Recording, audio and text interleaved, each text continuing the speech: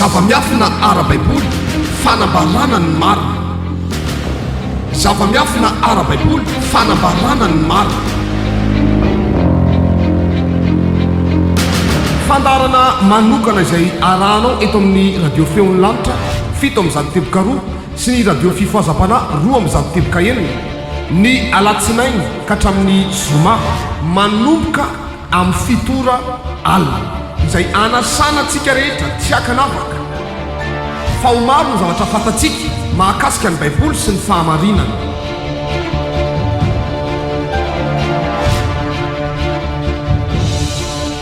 Koa azadino ary ny alatsinainy ka hatramin'ny zoma amin'ny fitora alina. Iarahanao amin'ny mpaminany Jehovah mama Damour sy ireo apôstôly mpiara-miasa aminy. Zava-miafina ara-baiboly fanambarana ny marina. Zava-miafina ara-baiboly fanambarana ny marina.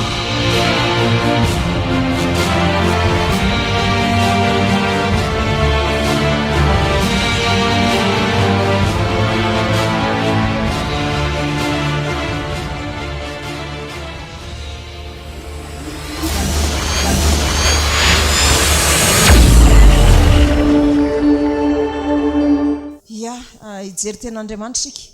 Androany sika dia hianatra momba ny fandresena azontsika ao anatin'izany hoe fety firavoravoana andro fanavotana izany. Marina fa isika rery ihany ny fiangonana manao an'io eto Madagasikara ankoatrany any Israela zany. Jerentsika aloha zany ao amin'ny testamenta taloha dia avy eo sika manamarina azy ao amin'ny testamenta vaovao. Raisary ny baibolinao dia hojerevantsika zany amin'ny testamenta taloha zany dia ao amin'ny Levitikosy. Levitikosy 7:20 manomboka amin'ny anjininy 7:20 ihany koa no amakinsika azy. Levitikosy 7:20 manomboka amin'ny anjininy 7:20. Ovakinsika ny teny dia toy izao. Raha jerena ny soramandry dia milaza manao hoe lalàna ny amin'ny fanamasinana ny FOTOAM-PIVAVAHANA voatendrin JEHOVAH. Dia amin'ny anjininy 7:20 no amakinsika azy hatramin'ny farany. Izao no voalazan'i Jehovah Andriamanitry ny Israely. Vakina aminaran'i Jesosy Kristy Tompo. Ary Jehovah niteny tamin'i Mosesy ka nanao hoe mitenena amin'ny zanak'Israely hoe ny andro voalohany amin'ny volana 17 dia ho andro fitsarana ho anareo, dia fahatsiarovana ny amin'ny fitsofana trompetra ho fivoriana masina, aza manao tao zavatra kory ianareo fa manana tera fanatitra tao amin'ny afo an'i Jehovah. Ary Jehovah niteny tamin'i Mosesy ka nanao hoe ary amin'ny andro 10 amin'izany volana 17 izany dia ny andro fanavotana, izy fivoriana masina ho anareo ary ampahoriny ny tenanareo ianareo ka natitra ny fanatitra atao amin'ny afo an'i Jehovah. Ary aza manao raharaha akory amin'izany andro izany fa andro fanavotana izany anaovana fanavotana ho anareo eo anatrehan'i Jehovah Andriamanitrareo. Fa ny olona rehetra izay tsy mety mihory amin'izany andro zany dia ho fongorana tsy ho amin'ny fireneny. Ary ny olona rehetra izay manao raharaha akory amin'izany andro izany dia ho fongorako tsy ho amin'ny fireneny. Aza manao raharaha akory ho lalàna mandrakizay hatramin'ny taranaka faramandimby izany eny amin'izay rehetra ho nenanareo. Ho tenany fitsarana ho anareo izany ary ampahoriny tenanareo ianareo amin'ny andro 7 amin'ny volana rehefa hariva dia hatramin'ny hariva ka hatramin'ny mpitsoriva no hitandremanareo ny andro fitsaranareo. Ary Jehovah niteny tamin'i Mosesy ka nanao hoe mitenena amin'ny zanak'Israely hoe amin'ny andro 5 amin'izany volana 17 izany no fiantombohany ny andro firavoravoana fitoerana amin'ny trano rasan-kazo afotoana ho an'i Jehovah. Amin'ny andro voalohany dia izy firavoravoana masina, aza manao tao zavatra kory afotoana no anaterana fanatitra atao amin'ny afo ho an'i Jehovah. Ary amin'ny andro fahavalo dia izy fivoriana masina ho anareo koa ka anatitra fanatitra tao amin'ny afo ho an'i Jehovah ianareo. Fara fivoriana izany ko aza manao tao zavatra kory. Ireo no fotoam-pivavahana voatendrin Jehovah. Ka amsinareo fivoriana masina anaterina fanatitra tao amin'ny afo an'i Jehovah. Dia fanatitra dorona sy fanatitra hoanina sy fanatitra lasadra sy fanatitra idina samy amin'ny fotoanany avy izy rehetra. Afa sy izay fanao amin'ny sabatan'i Jehovah sy ny zavatra omenareo sy ny fanatitra rehetra analanareo voajy ary ny fanatitra sitraponareo rehetra izay omenareo an'i Jehovah.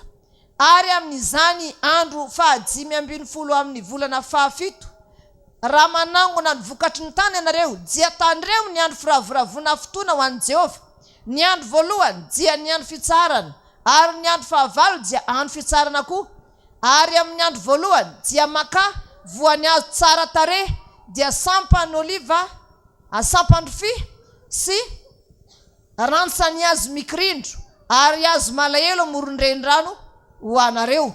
Dia mifaly afotoana eo anatrehan'i Jehovah Andriamanitrareo ianareo. Ary tandremo izany ho andro firavoravona ho an'i Jehovah afotoana isan-taona. Ho lalàna mandrakizay amin'ny taranakareo faramanjimby izany amin'ny volana 7 no hitandremanareo azy. Ao amin'ny trano rasan-kazo no hitoeranareo afotoana. Ny tompon-tany rehetra amin'ny zanak'Israely dia samy hitoetra amin'ny trano rasan-kazo avokoa. Mba ho fantatry ny taranakareo fa nampilasy ny zanak'Israely tao amin'ny trano rasan-kazo ao raha nitondra azy nivoaka avy tany amin'ny tany Egypta. Izao no Jehovah Andriamanitrareo. Ary Mosesy dia nilaza tamin'ny zanak'Israely ny fotoam-pivavahana voatendrin Jehovah. Amen.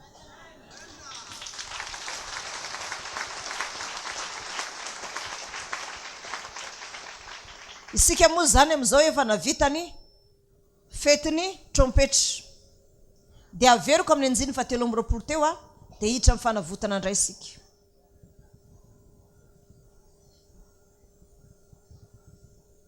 Amin'ny anjiny 7. Ary Jehovah niteny tamin'i Mosesy ka nanao hoe mitenena amin'ny zanak'Israely. Ny andro voalohany amin'ny volana 7 dia andro fitsarana ho anareo. Dia fahaserovana ny amin'ny fitsofana trompetra fivoriana masina.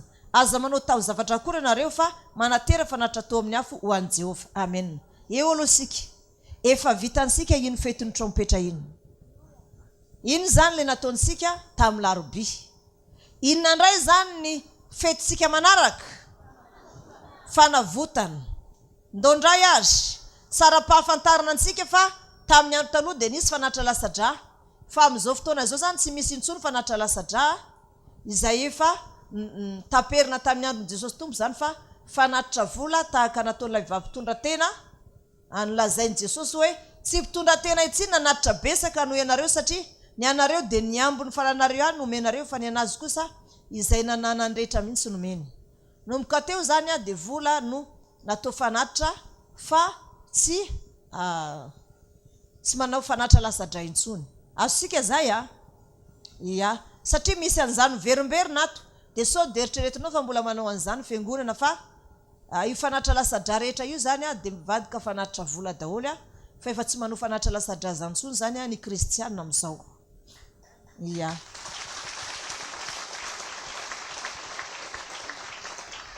Amin'ny anjininy fahafiry zany sika zao. Fahenina amin'ny 20. Ny anaran'i Jesosy Kristy Tompo amakiana azy. Ary aza manao raharaha akory amin'izany andro zany fa averisika anjiny fahenina amin'ny 20. Ary Jehovah niteny tamin'i Mosesy ka nanao hoe ary amin'ny andro 10 amin'izany volana 7 izany dia ny andro fanavotana. Izy fivoriana masina ho anareo. Ary ampahory ny tenanareo ianareo ka natitra fanatitra atao amin'ny afo ho an'i Jehovah. Aza manao raharaha akory ianareo amin'izany andro izany fa andro fanavotana izany. Fanavotana ho anareo eo anatrehan'i Jehovah Andriamanitrareo.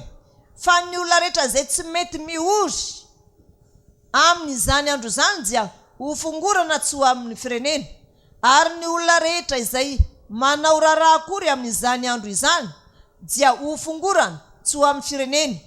Aza manao raharaha akory ho lalàna mandrakizay amin'ny taranaka-reo hatramin'ny faramanjimy izany. Eny, amin'izay rehetra honenanareo ho tenany fitsarana ho anareo izany, ary ampahory ny tenanareo ianareo amin'ny andro fahasivy amin'ny volana rehefa hariva, dia hatramin'ny hariva ka hatramin'ny ampiso hariva no hitandremanareo ny andro fitsaranareo. Amen.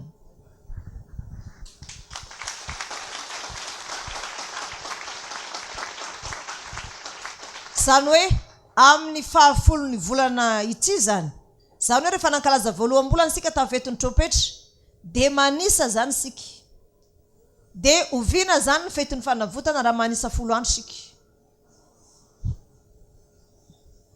Ya, andro iny zany zoma, mazava tsara aloha hatreto zoma ny andro 10.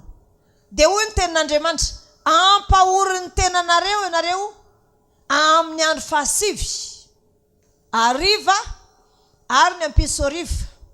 Amin'ny andro fahasivy hariva hoy izy averiko tsara izy teo amin'ny anjininy fa 4 misy amakiko anazy minaran'ny Sotompo. Ary Jehovah niteny tamin'ny Mosesy karana hoe, ary amin'ny andro 10 amin'izany volana 17 izany dia ny andro fanavotana isy fivoriana masina ho anareo, ary ampahory ny tenanareo ianareo ka anatitra fanatitra tao amin'ny afo an Jehovah. Ary aza manao raharaha akory amin'izany andro izany, fa andro fanavotana izany anaovana fanavotana ho anareo eo anatrehan'i Jehovah Andriamanitra reo. Fa ny olona rehetra izay tsy mety mihory amin'izany andro izany dia ho fongorana tsy ho eo amin'ny firenena, ary ny olona rehetra izay manao raharaha akory amin'izany andro izany dia ho fongorako tsy ho amin'ny firenena. Aza manao raharaha akory ho lalàna mandrakizay amin'ny taranaka-reo hatramin'ny faramanjimby izany. Eny, amin'izay rehetra honenanareo.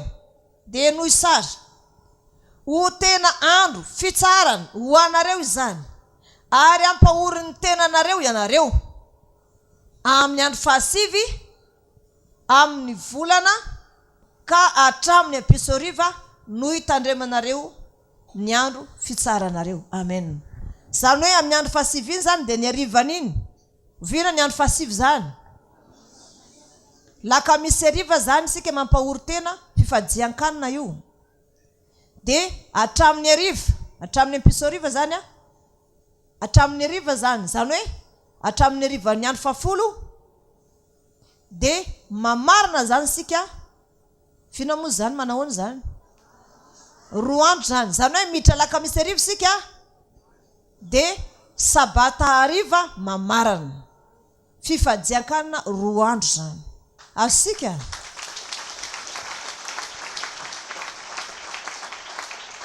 izay tsy mety mihory amin'ny fotoana io dia ho fongorana tsy ho eo amin'ny fireneny. Matanjaka be zany ny tenin'Andriamanitra, ary fotoana tsy azo anaovana raharaha io fa hifadiana hanina. Zany hoe misy zany fifadian-kanina araka ny tenin'Andriamanitra ataontsika miditra ny laka misy hariva dia mitohy zoma hariva dia sabata hariva tapitra zany sabata, dia tapitra zany ny fetin'ny fanavotana sy ny fifadian-kanina izay ataontsika ao anatin'izay. Amen.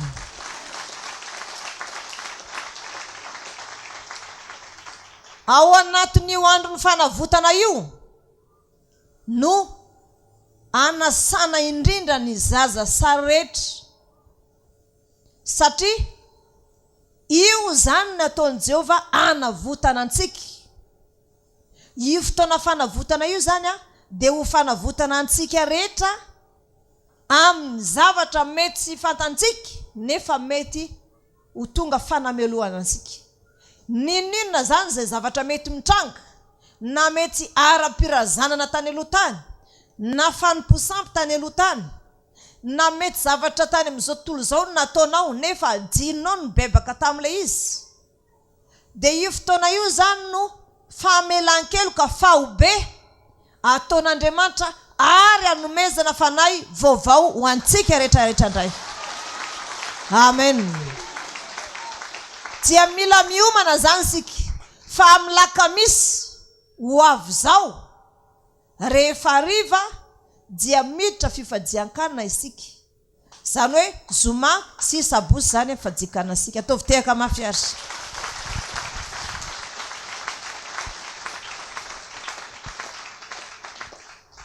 I Paul apôstôly dia milaza mihitsy amin'ny filazantsara hoe na izy aza dia namonjy ny andro izay fifadian-kanina tamin'ny andro fanavotana. Tsy mora ny anaovan'ny jiosy an'io fa tena mafy ary ny jiosy rehetra dia tena tsy miala am-piangonana mihitsy amin'io satria fotoana sy azo anaovan-draharaha io. Zao ianao zany dia efa manomana hoe efa hiditra ny fanavotana, efa tsy hanao raharaha zany ny zoma sy ny sabata, dia efa manomana n'izay zavatra izay ianao. Dia tsara aminao zany tonga dia mijanona ao am-piangonana mihitsy manao an'ilay fifadian-kanina ao anatin'izay. Fifadian-kanina voalohany ataontsika amin'io dia ataontsika eny amin'ny Toby fifadian-kanina voalohany ataontsika. Ny sabata kosa moa ny famaranana dia eto ihany sady manao sabata no mamarana an'izay andro fanavotana izay. Amen. Ndondray jerevansika. Jerevansika indray ao amin'ny Deutéronomie. Amin'ny Levitikosy azafady Levitikosy. Mbola testamenta taloha aloha jerevansika. Avy eo sika vao miditra testamenta vaovao. Misy zavatra tiako azavaina aminao fa io fanavotana io zany tena fanitsahana ny satana, tena hoe hitsahana amin'ny lohany mihitsy satana amin'io. Ambarako anao ny anton'izany rehefa avy eo. Zany hoe io zany tena fanavotana tanteraka mihitsy izay nampidinana ny satana taty ambony tany naromotra ny satana ary tsy hizaka ny satana mihitsy anaovasika an'io fanavotana io. Tena sy zakany io fa isika sy maintsy miroso. Amen. Levitikosy 2:12. Tovy mafy mitehaka ary tovy ho an'i Jesosy ny voninahitra dia raina an'i Jesosy ao anatin'izay.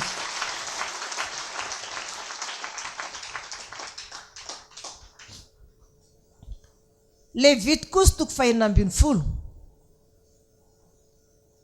Levitikosy 2:12 manomboka amin'ny anjininy voalohany. Ampasahivona foana sika rehefa misy ny atao hoe fanatra lasadra na fanatra atao amin'ny hafa ao anaty baiboly na fanatra dorana dia efa tsy manao an'izany intsony ny fiangonana rehetra amin'izao fa efa vitan'i Jesosy tamin'ny hazo fijaliana zany fa ireo rehetrarehetra ireo zany dia mivadika fanatitra vola tahaka ny ataontsika manao fanatitra amin'izao. So ianao manko mieritreritra hoe ay mbola manao fanatitra lasadra sika, tsy manao an'izany sika ngamba hitanao isaka sabata fa inona ny aterisika anaty tatim-panatitra ao? Vola fanatitra ho an'Andriamanitra. Ka raha miteny ny tenin'Andriamanitra hoe ondry na osy atao fanatitra anatin'izay dia vola zay no atao satria efa nentin'ny tompo tamin'ny hazo fijaliana izay fanatitra lasadra zay. Levitikosy 2:12 amin'ny anjininy voalohany no amakisika azy. Levitikosy 2:12 manomboka amin'ny anjininy voalohany. Iaransika mamaky amin'ny anaran'i Jesosy Tompo ny soramandry mivako toy izao amin'ny anaran'i Jesosy Tompo manao hoe ny andro fanavotana. Eno tsara azy. Ary Jehovah niteny tamin'i Mosesy rehefa maty izy roa lahy zanaky Arona tamin'ny nanatona teo anatrehan'i Jehovah ka maty. Dia hoy Jehovah tamin'i Mosesy, lazao amin'ny Arona rahalanao mba sy hiditra mandrakariva amin'ny fitoerana masina izy, dia ao amin'ny efitra lamba eo anoloan'ny rakotra fanovam-panavotana izay eo ambonin'ny fiara mba tsy hahafaty azy fa iseho eo amin'ny raony eo amin'ny rakotra fanaovam-panavotana ao. Ary izao no hoentiny arona raha miditra ao amin'ny fitoerana masina izy. Vatotr'omolay iray atao fanatitra noho ny ota sy ny ondrilay iray atao fanatitra dorana. Akanjo lava masina rongony fotsy no iakanjoany, ary kalsona rongony fotsy no ataony manolokoditra, ary fehikibo rongony fotsy no ifehezany, ary amama rongony fotsy no isatroany. Fitafiana masina ireo, ka andro amin'ny rano izy vao iakanjo azy. Ary ny fiangonan'ny zanak'Israely dia andraisana osilay roa atao fanatitra noho ny ota, ny ondrilay iray atao fanatitra dorana, dia ampanatony arona ny vatotr'ombilay izay atao fanatitra dorana noho ny ota ho an'ny tenany, ka dia anao fanavotana ho an'ny tenany sy ny ankohonany izy. Ary dia alainy koa ny osilay roa ka apetrany eo anatrehan'i Jehovah, eo anolohan'ny varavaran'ny tranolay fionana. Dia anaovany arona filokana ny osilay roa, ny loka anankiray ho an'i Jehovah ary ny loka anankiray ho an'i Azazela. Ary ampanatony arona ny osilay izay niaran'ny filokana ho an'i Jehovah, ka ataony fanatra noho ny ota. Fa ny osilay izay niaran'ny filokana ho an'i Azazela kosa dia apetrany velona eo anatrehany Jehovah, anaovana fanavotana ho azy mba andefasana azy ankany an'efitra ho an'i Azazela.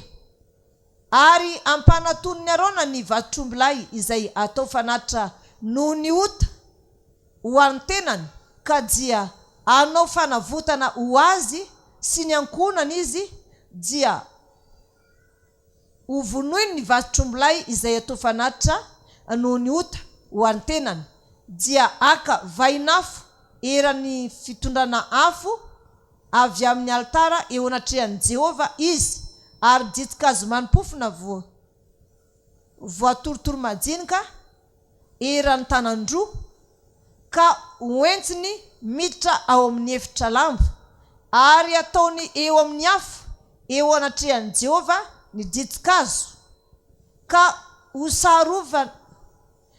hosarona ny setroky ny ditikazo ny rakotra fanaovam-panavotana izay eo ambonin'ny vavolombelona, mba tsy hahafaty azy. Dia angalany ny ranony vatotr'ombilay ka afafiny amin'ny fanondriny amin'ny rakotra fanaovam-panavotana eo amin'ny lafiny antsinanana, ary eo anoloany rakotra fanaovam-panavotana koa dia fafazana ny rà impito amin'ny fanondriny.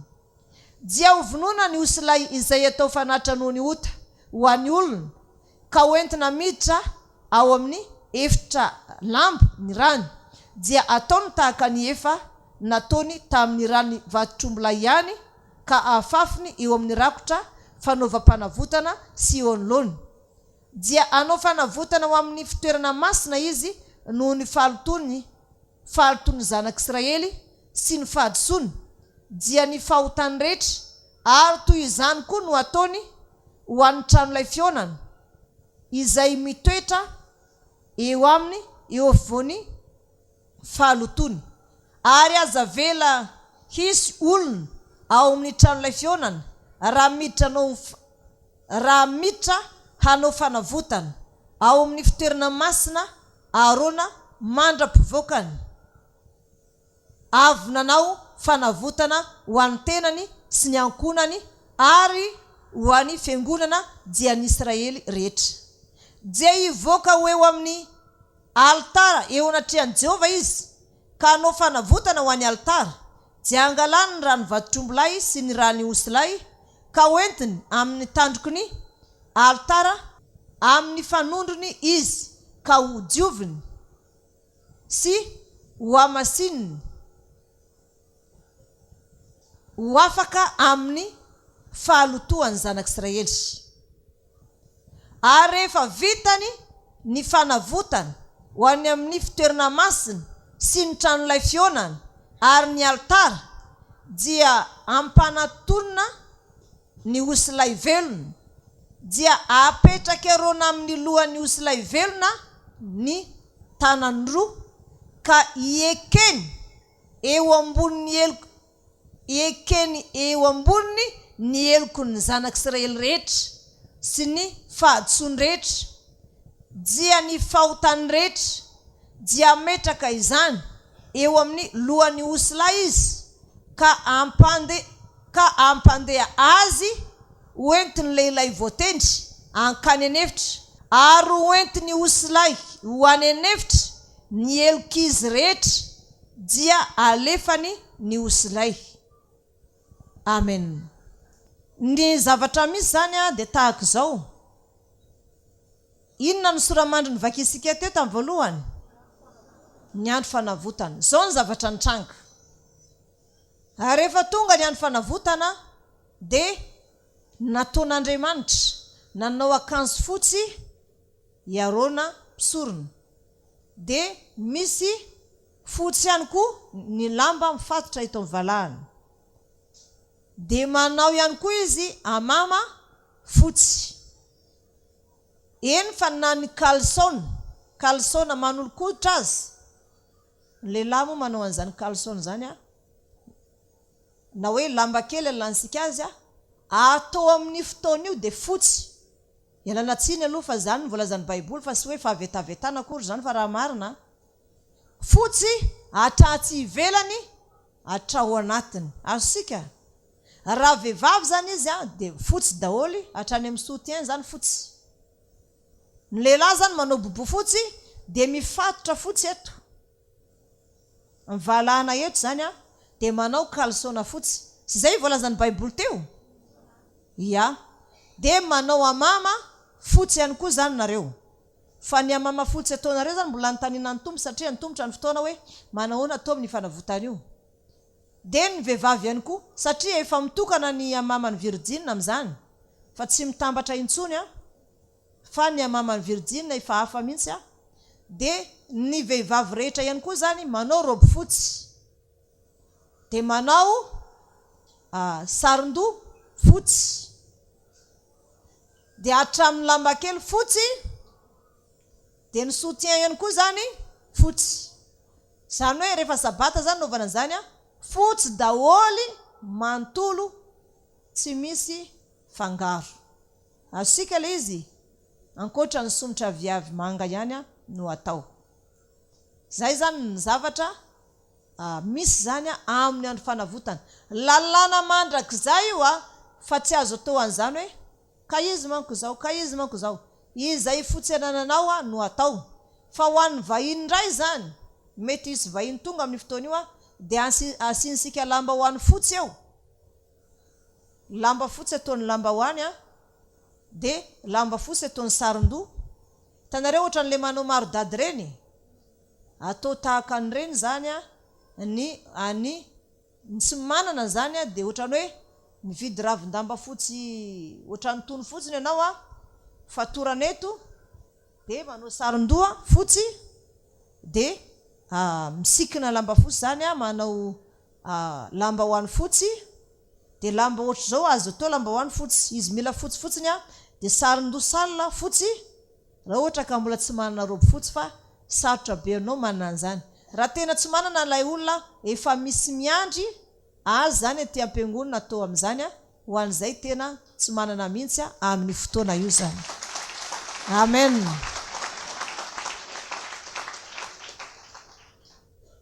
Zay zany ny atao zany rehefa tonga ny fotoana fanavotana. Dia noho tsara tsy maintsy nanao fanavotana ho any ankohonany hiarona mpisorona. Zavatra nitranga tamin'ny fotoana io dia tsy maintsy nanao an'izay izy dia namony vatotrombolay anankiray izy ho fananaty mpanavotana ho azy sy ny ankohonany. Izay izy vao afaka manao fanavotana ho an'olo-kafa. Dia nataony aloha ny anazy dia vita voavela ny elony satria raha tsy misy raha latsaka tsy misy famelan-keloka. Azosika zay teny zay a. Raha tsy misy raha latsaka zany tsy misy famelan-keloka satria ny raha dia aina. De ny zavatra misy rehefa nataony zany fanatitra vatotromolay iray ho azy sy ny ankonana de voavela ny elony de izay zany izy voanao fanavotana ho an'ny Israely. Eo amin'izay no idirantsika lalina satria tsy misy mpanompon'Andriamanitra mahay mampianatra an'izany raha mbola eto Madagasikara eto fa ny antsika ihany no alainy. Amen.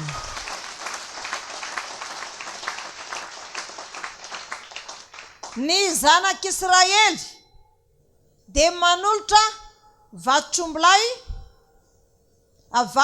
zafady osila roa mbola vantony zany hoe osilay anankiroa mbola tanora ray taona tsy misy klema. Zany hoe manolotra osilay anankiroa zany izy.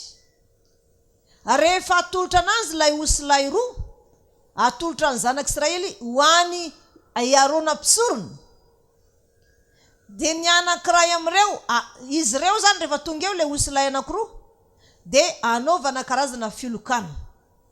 Ohatrany hoe antsapaka zany de samy manana ny lokony le osy de hoe ny osy ohatran'izao ty zao atao hoe le ray ho an'i Jehova de le ray ho an'i Azazela. Azazela zany anarana fanahy ratsy any an'efitrano zany. De ny zavatra misy zany de reto osilay roa reto anaovana karazana filokana. Anaovana karazana filokana de ny ray am'ireo zany izay azo tamin'ny antsapaka zay nataoka ho an'i Jehova de anaovana fanatitra fanonerana ho an'ny zanak'Israely rehetra amin'ny fotoana io dia atao fanatitra lasadra ho an'i Jehova. Fa izay anankiray voatondro ho an'i Azazela kosa de alainy Arona ny tanany roa de apetrany eo ambonin'ilay osilay anankiray izay ho an'i Azazela de alefany ao daholo ny elokan'isy zanak'Israely rehetra, alefany ao ny ozona rehetra, alefany zany ny eloka rehetra, alefany ny ozona rehetra, alefany ao ny trosy, alefany ao ny zavatra rehetra mihitsy, zavatra mety mamatotra ny olona, nisy fanjariana rehetra de alefany ao. Rehefa feno fahotana am'izay, fahotany zanak'Israely am'izay ilay osilay dia tsy vonona fa misy lehilahy voatokana andeha anatitra azy any an-tenimbohitra avela irenireny velonany izy satria atolotra ho an'i Azazela. Mazava misika ve eo? Mazava satria ilay vatotrondrolay lay osilay anankiray zany alefa ny efitrano izy rehefa avy ametrahana tanana zany lohany alefa ao daholo ny fahotany zanak'Israely rehetra de rehefa avy ametrahana tanana ny lohany dia alefa izy zany alefa velona ho an'i Azazela. Ary noho izy feno fahotana de ny lehilahy rehetra zay niverina avy nanatitra niny any an-tenimbohitra avela mirenireny ihany no an'i Azazela dia maloto mandra-parivany andro izay lehilahy nanatitra azy tany. Azosika tsara le izy teo mazava aloha zany hatreo sa tsy mazava? Ay, mazava tsara aloha zany hatreo de hiditra ary zany sika. Manahoana kosa zay zany ny atao indray mandeha isan-taona ihany ny fanavotana. Indray mandeha isan-taona no idirina amin'ny efitra masina anaovana an'izay zavatra zay. Indray mandeha isan-taona ny fanavotana de indray mandeha isan-taona ny idirina amin'ny efitra masina anaovana an'izay fanavotana zay.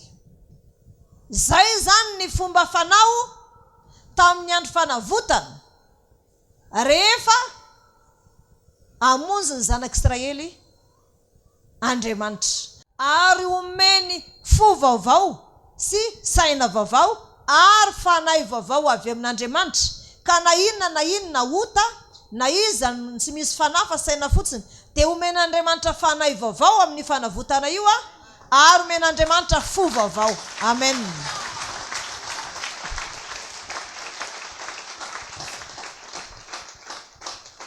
Zany any zavatra misy. Zay zany ny zavatra misy makasika an'izay. Ahoana kosa ary ny any amin'ny filazantsara. Ijery any amin'ny filazantsara aloha zany sika. Hoe ahoana ny fomba nandravany Jesosy an'io fanatitra alasadra io.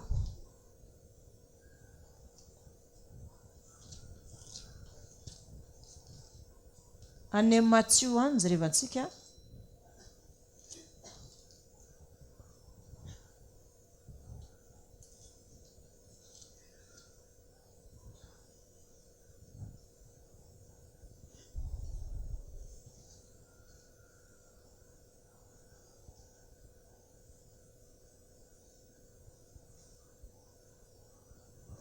Vakinsika ao amin'ny Matthieu 7:20.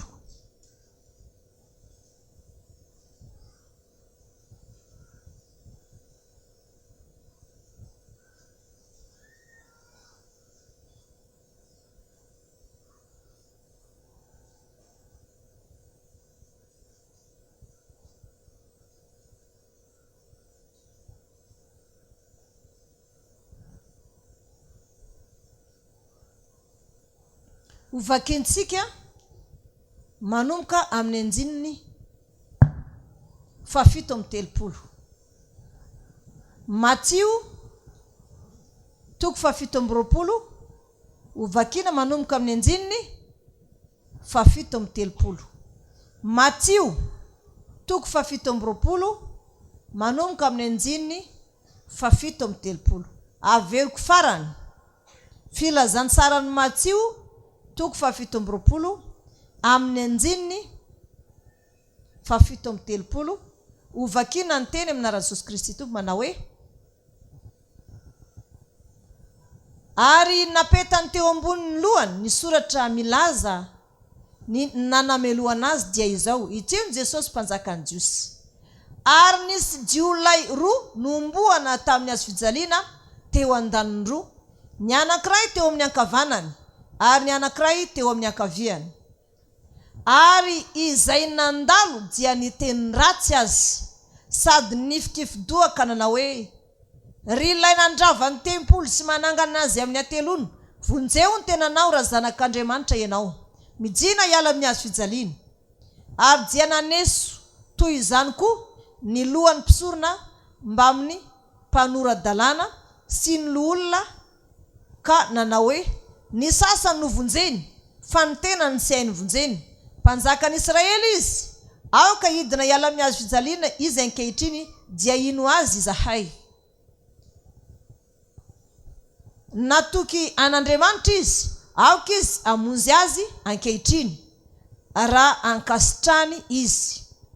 Satria hoy izy zanak'Andriamanitra aho, ary nandatsy azy toy izany koa ireo jiolay niaraka nomboana tamin'ny afijaliana. Ary hatramin'ny ora fahenina ka hatramin'ny ora fahasivy dia maizina ny tany rehetra. Ary noho ny tokony tamin'ny ora fahasivy dia nianso tamin'ny feo mahery Jesosy ka nanao hoe Eli, Eli, lama sabakitany. Izany hoe Andriamanitro, Andriamanitro, nahoana ny dia mafoy ahy ianao. Ary ny sasany tamin'izay nijanona teo, raha nandray izany dia nanao hoe mianso any Eli ile io. Ary niaraka tamin'izay ny anankiray teo aminy dia niazakazaka, nandray sponzy ary efa natsobony tamin'ny vinaigitra izany ka notohiziny tamin'ny volotara, dia natony ho tsetsafin'i Jesosy. Fa ny sasany kosa nanao hoe aoka hoe hozahantsika na ho avy amonjy azy Eli na tsia.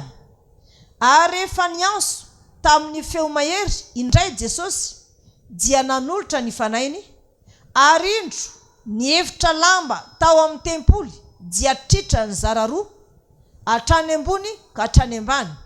Dia niororo ny tany, ka nitresaka ny vatolampy ary nisokatra ny fasana ka maro ny fanahin'olona masina zay efa nodimandry no nitsangana ka nivoaka avy tao amin'ny fasana ireo taoriny sanganan'i Jesosy dia nankao amin'ny tanàna masina ka niseho tamaro ary ny kapiteny sy ny fehiny izay niambina an' Jesosy raha nahita ny hororon-tany mba amin'izay zavatra tonga teo dia raiko tahotra indrindra ka nanao hoe marina tokoa fa zanak'Andriamanitra lehilahy io ary nisy vehivavy maro nitsinjo teny lavitreny izay nanaraka an' Jesosy hatrany Galilea ka nanompo azy isan'ireny Maria Magdalena sy Maria reniny Jakoba sy Josesy ary ny reniny zanaky Zebedio. Amen.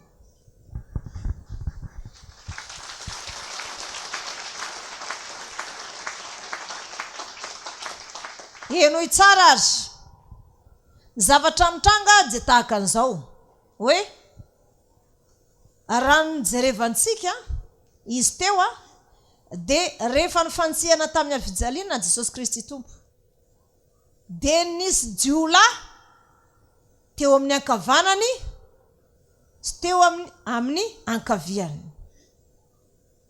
Maneho inona zany reo? Maneho an'ilay endrika an'ilay osilay anankiroa. Zao ny zavatra nisy. Ny anankiray tao ambadika an' Jesosy Tompo naneso azy hoe raha zanak'Andriamanitra tokoa ianao dia vonjeo ny tenanao sy izay. Le anankiray teo ambadika indray ny teny aza manao an'izany fa isika ne raha ohatra ka hiaran'izao zavatra izao dia noho nataontsika fa kosa ny azy olona tsy nanota izy sarovy aho Tompo raha tonga any amin'ny fanjakanao ianao. Dia hoana ny lazain'i Jesosy taminy? Anio no ionanao amiko any amin'ny paradisa. Amen.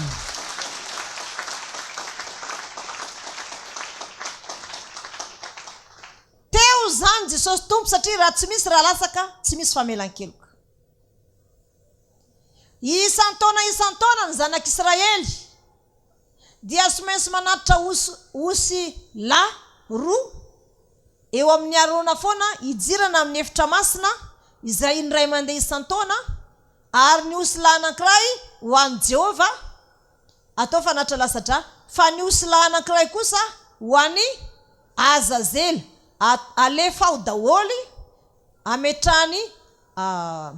ametrany iarona mpisorona tanana iny tanany roa dia alefany eo ny fahotany zanak'Israely dia alefany renireny an-tenimbohitra iny ho an'i Azazely.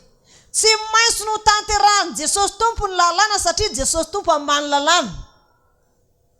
Jesosy Tompo zany raha natanteraka famonjena sy tonga dia hoe andasaka ny rako dia samy vita. Fanavotana ny nataon'i Jesosy Tompo io noho izany tsy maintsy manaraka lalàna izy. Dia ny lalàna narahany Tompo tamin'izany fotoana izany dia Jesosy Tompo eo foana. Izy zany ilay mpisorona be dia ilay lehilahy anankiray sy Jesosy akory ny safidy hoe ny amin'ny ankaviana ny ankavana ho an'i Azazely amin'ireo olona roa lahy reto jiolahy anankiroa reto sy izy no misafidy fa le lehilahy anankiray mihitsy tonga dia izy no niteny. Izy zany safidy ny tena no an'i Azazely dia tonga dia izy niteny hoe raha zanak'Andriamanitra tokoa ianao vonjeo ny tenanao sy izay. Nanetso an'ny Tompo izy fa le anankiray kosa nolazain'ny Tompo hoe anio no ionanao amiko any amin'ny paradisa. Dia fantaro tsara fa ireo ny osy lahy anankiroa satria rehefa zavatra lazainy hoe osy dia hoy Jesosy Tompo amin'ny fitsarana farany ozy izy ka maneno trompetra farany dia ho avy ny anjely dia avany eo amin'ny ankavanana ny ondry fa ny osy kosa izy amin'ny ankavia. Asika ny ondry amin'ny ankavanana dia ny osy amin'ny ankavia dia iteny reto olona miankavia reto hoe Jesosy tompo, iteny amin'ny teny aloha Jesosy amin'ilay amin'ny miankavanana hoe narary a dia nisitranonareo, tsy nanan-kitafy a dia nitafianareo, noana dia nomenareo hanina. Dia tsy namaly reto olona reto. Dia hoe dia avy teo ilay olona niteny hoe tompo, taiza moa nanaovanay an'izany taminao? Dia hoy ny tompo, izay nataonareo tamin'ny mpanompoka majinika indrindra reny dia nataonareo tamiko. Amen. Dia miteny ray koa Jesosy tompo amin'ny olona eo amin'ny ankavia izay nosina hoe osy, hoe miteny ireo olona reo tompo, satria ny tompo miteny hoe ianareo taranaka voaozina mandrakizay ho any amin'ny fahaverezana. Dia miteny reto olona reto Jesosy io, izahay ene nambaninao délivrance tamin'ny anaranao dia natafavoaka devoly, izay ene nahasitrana tamin'ny anaranao e, izay ene mpiandry, izay pasteur, izay izao, izay mpinosotra, izay izao. Dia ahoana no lazainy tompo?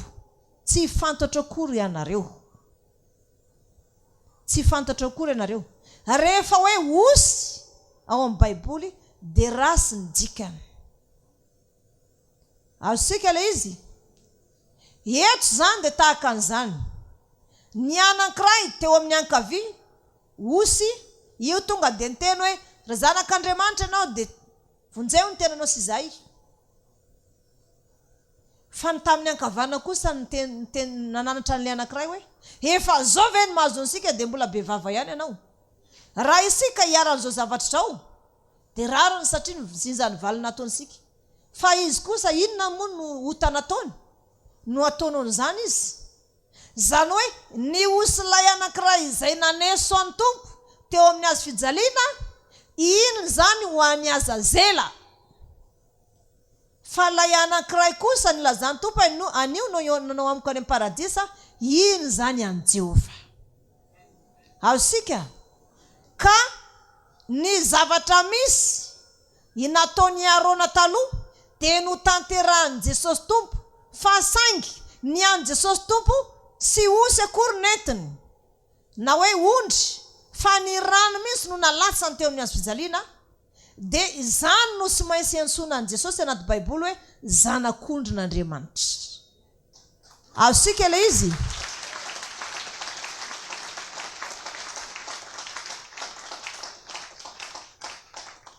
Zay zany sy maintsy antsoina ny Jesosy tompo hoe zanak'ondrin'Andriamanitra.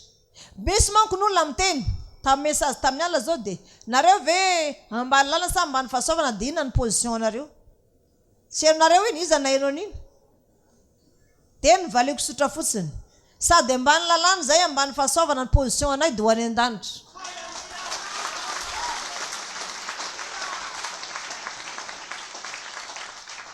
Tonga dia nangina izy kinona ary miteneniko aminazy eo?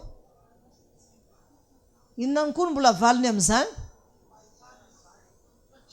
Ya. Dia ny zavatra misy Jesosy Kristy tompo ambany lalana sady ambany fahasoavana. Ny atao hoe ambany fahasoavana dia olona mitandrina lalana fa tsy mila tenenina hoe, olona tsy mila tenenina hoe vehivavy a, rehefa mivavaka dia misaron-doha. Tsy mila tenenina an'izany izy. Fa inona ny ataony? Hivavaka amin'ny kristiana miara-mivavaka sy maintsy misaron-doha ny vehivavy.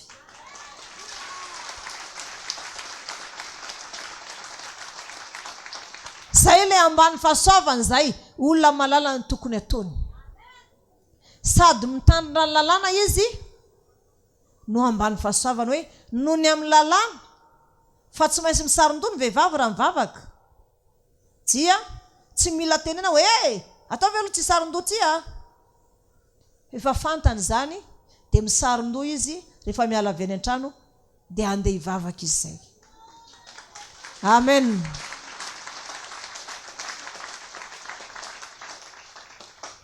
Dia ny zavatra nataony Jesosy tompo tamin'izany fotoana izany dia tahaka izao. Tsy maintsy nanome osy satria jiolahy reto midika zany fa osy. Osy zany ireo. Ireo le osy roa tamin'ny andro ny arona mpisorona nanaovana filokana na antsapaka ny ray ho an'i Jehovah dia ny ray ho an'i Azazela. Rehefa navitra ansika amin'izay Jesosy Tompo, tsy maintsy niditra amin'izay izy fa izay ny lalana an'i Jehovah Andriamanitra. Amin'ny mampisorona be an'i Jesosy Tompo dia raha tsy misy, raha latsaka tsy misy famelan-keloka. Nomeny Jesosy Tompo ary ny rano na latsaka. Tsy mety anefa raha Jesosy Tompo izy rery no fantsiany eo, fa tsy maintsy misy osy eo. Nefa ny Tompo ampisahatra ny fanatra lasadra, ka sy biby intsony sy rana biby intsony no omeny, fa ran'olombelona le omena eo. Mazava amintsika zay a. Noho izany, tsy maintsy nisy osy lahy teo amin'ny ankaviany, tsy maintsy nisy osy teo amin'ny ankavanany. Ary ireto osy lahy reto dia sy biby no teo, fa olona mpangalatra, jolahy mpamon'olona. Azosika le izy a. Dia ny zavatra misy tsy maintsy nandalovan'ny Tompo zany. Ary ny ray teo amin'ny ankavia no niteny an'i Jesosy. Ray zany niteny an'i Jesosy hoe, zanak'Andriamanitra ianao dia vonjeo ny tenanao sy izay. Izy no nanana fandavantena voalohany niteny an'i Jesosy. Io zany ho an'izy, ho an'i Azazela izy. Mbola tsy maty akory izy dia fa tonga le devoly tonga dia naka anazy saingosaingoka ny lohany. Fa ny anankiray kosa, satria ho an'i Jehovah izy, dia nahazo famindram-po teo no eo amin'ilay rano Jesosy lasaka iny. Tonga dia famindram-po teo no eo. Amen. Tonga dia famindram-po teo no eo. Raha nalevina aza ny nofon'ilay jolahy, Jesosy ihany koa nalevina tany am-pasana, fa ny fanahan-drareo ny andron'iny ihany dia niona tany amin'ny paradisa. Azosika. Zay zany any zavatra voalohany mila fantatra. Fa sy hoe kory ho tandremantsika fotsiny ny andro fanavotana nefa sy fantatra ny dikany. Fa zay zany ny dikany, satria ny Tompo ambany lalàna, tsy maintsy niarahana ny lalàny arona. Mpisorona tamin'ny fotoana io. Ny an'ny Tompo indray dia nalasa ny teo ny rano. Dia zao ny zavatra misy. Nahoana moa Jesosy Tompo tsy maintsy nandasaka ny rano? Satria hatramin'izay, hatramin'ny andro ny arona ka hatramin'izay dia ondry foana nalatsaka. Nefa misy zavatra tiako lazaina aminao.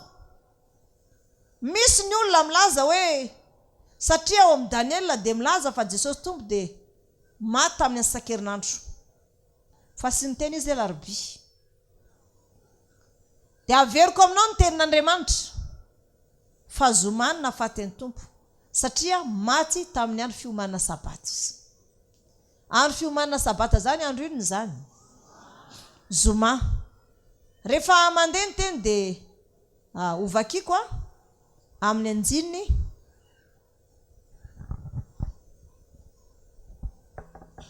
fa 150. Ataonsika amin'ny anjininy fa 50 zany. Ovakina amin'ny anaran'i Jesosy Tompo Matthieu 7:20 teo ihany amin'ny anjininy fa 50.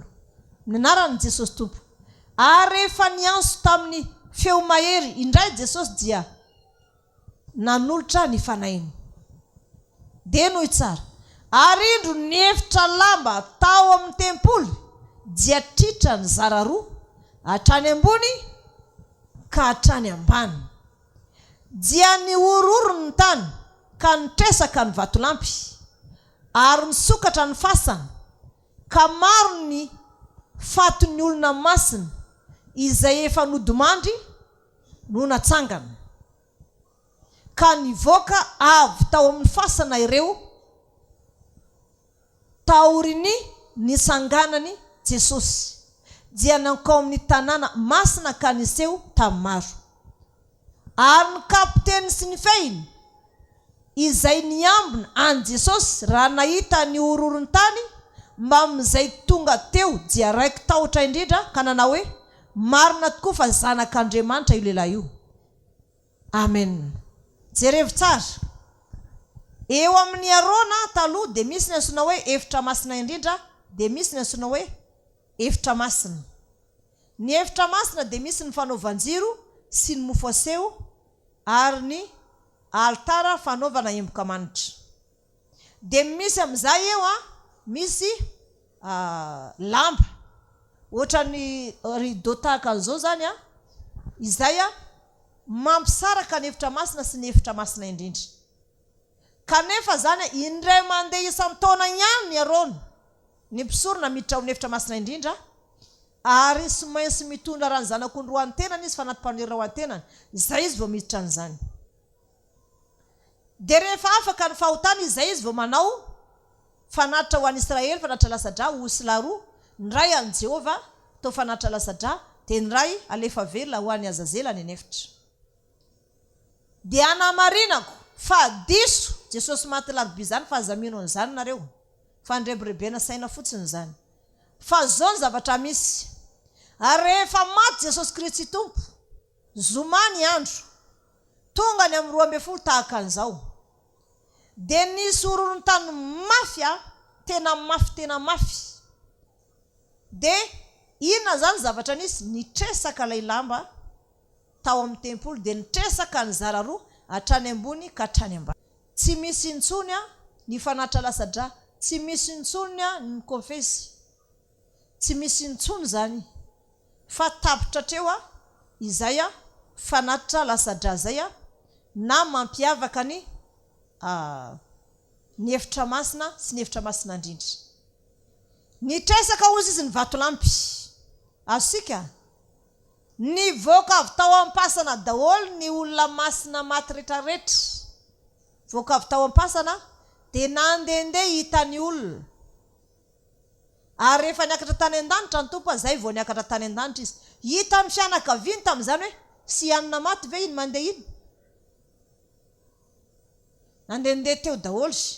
Dia ny zavatra nisy sangana ny maty dia niseho tamin'ny maro, tresaka ny vatolampy tamin'ny horohorontany. Dia naninona ny tany aman-danitra ozy maizina, zany hoe ny zoma zany ny zara roa. Satria hoy Jesosy Tompo hoe ny famantarana omenanareo amin'ny fahafatesany zanak'olona dia famantarany amin'ny Jona izay 3 andro sy 3 alina ankibony hazan-drano. Dia jinio tsara ary tonga zany ny zoma tahaka an'izao amin'ny 12 atoandro. Nisy horohorontany be nitresaka ny vatolampy. Raha misy vatolampy zany tany an-tenimboatra dia nitresatresaka vaky teny amin'ny lalana teny, ary sy vitan'izany fa ny efitra lamba nampisaraka ny efitra masina sy ny efitra masina indrindra tao amin'ny tempolo ny zara roa. Dikany vita treo zany ny fanatitra lasadra fa tsy tokony izy fanatitra lasadra intsony. Ary maizina ny tany aman-danitra ny zara roa ny andro zoma. Voalohany ilay nahafatesan'i Jesosy Tompo, maty izy hatramin'ny miaramila zany ny kapiteny niandren'ny tompo teo, fasan'ny tompo lasa izy nitsoka. Dia niandren'ny tompo moa zany teo amin'ny azo fijaliana, lasa izy nitsoka.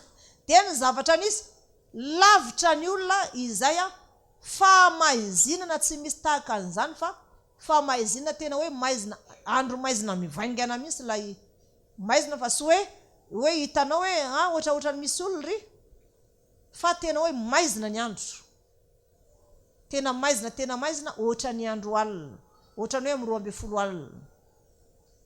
Andro zoma ihany io fa lasa aloha ilay zoma, satria ny zoma moa zany manomboka lakamisy ariva dia ny alina tontolo. Sabata zao efa nanomboka tamin'ny ariva dia tamin'ny alina. Dia raha zoma zany dia nanomboka tamin'ny ariva dia tamin'ny alina, dia androany amin'ny 12 zany ny zara roa mazava sara ny andro zoma. Amin'ny 12 atoandro tonga dia maizina. Iny zany andro anankiray. Dia amin'ny 12 atoandro indray ka hatramin'ny nandevenina ny tompo dia nisy ihany koa zany andro faharoa andro zoma iny zany ny zara roa azosika tsara dia mbola nisy ny aliny sabata dia teo amin'izay zany Jesosy tompo ny lahady no nitsangana zany hoe sy maty tamin'ny andro larobia zany ny tompo na sasakerinandro zany fa maty amin'ny andro zoma izy fa saingy ny zara andro roa ny zoma azosika tsara maizina ny tany aman-danitra rehefa miroabe folo atandro efa andro raha iny dia nitra ihany koa amin'ny telo Jesosy tompo zany a zay ny olona vao hoe ndao alevina amin'izay izy dia nalevina satria ho avy ny sabata zay zany vao niverina indray ny andro anankiray dia nazava ho avy ny sabata dia nisy lehilahy anankiray zany nangataka anazy tamin'ny mpanjaka dia nalevina izy satria fiomana sabata ny andro dia avy teo tao ampasana ny tompo sy mainsy nanenzika ny sabata tao ampasana Jesosy tompo mba vita Andriamanitra ray tomboka se amin'ny sabata fa vita ny Jesosy tompo marina ny famonjena dia sy mainsy nanenzika ny sabata tao ampasana izy amen azosika ve zany hoe lasa ny andro anankiroa zany lasa nivadika andro telo zany zoma lasa nivadika andro anankiroa dia tontolo ny sabata dia ny sabata alina dia lahady zany a no nitsangana azosika ve zany dia tsy mainsy zay zany nahafatesany tsy mainsy nizaraina roa ny andro mba tanteraka satria tsy mainsy enjehin'ny tompo sabata izy ary rehefa vita sabata ny tompo tsy mainsy isangana ny lahady io sabata io noho izany noho ny fahamaikana satria vita ilay fanasandra dia maika amin'izay izy satria hitrany an-danitra amin'izay dia tahaka an'izay zany tsy mainsy natao maika tahaka an'izany ihany koa zany a ny fisanganany a tamin'ny maty zany dia zao averiko amin'izay ilay fanontaniana teo fa maninona moa zany tsy mainsy Jesosy tompo natao teo zao zany ny tantara dia enoy tsara amin'ny fandresena azosika amin'ny fanavotana tovy mafy ho an'Andriamanitra azy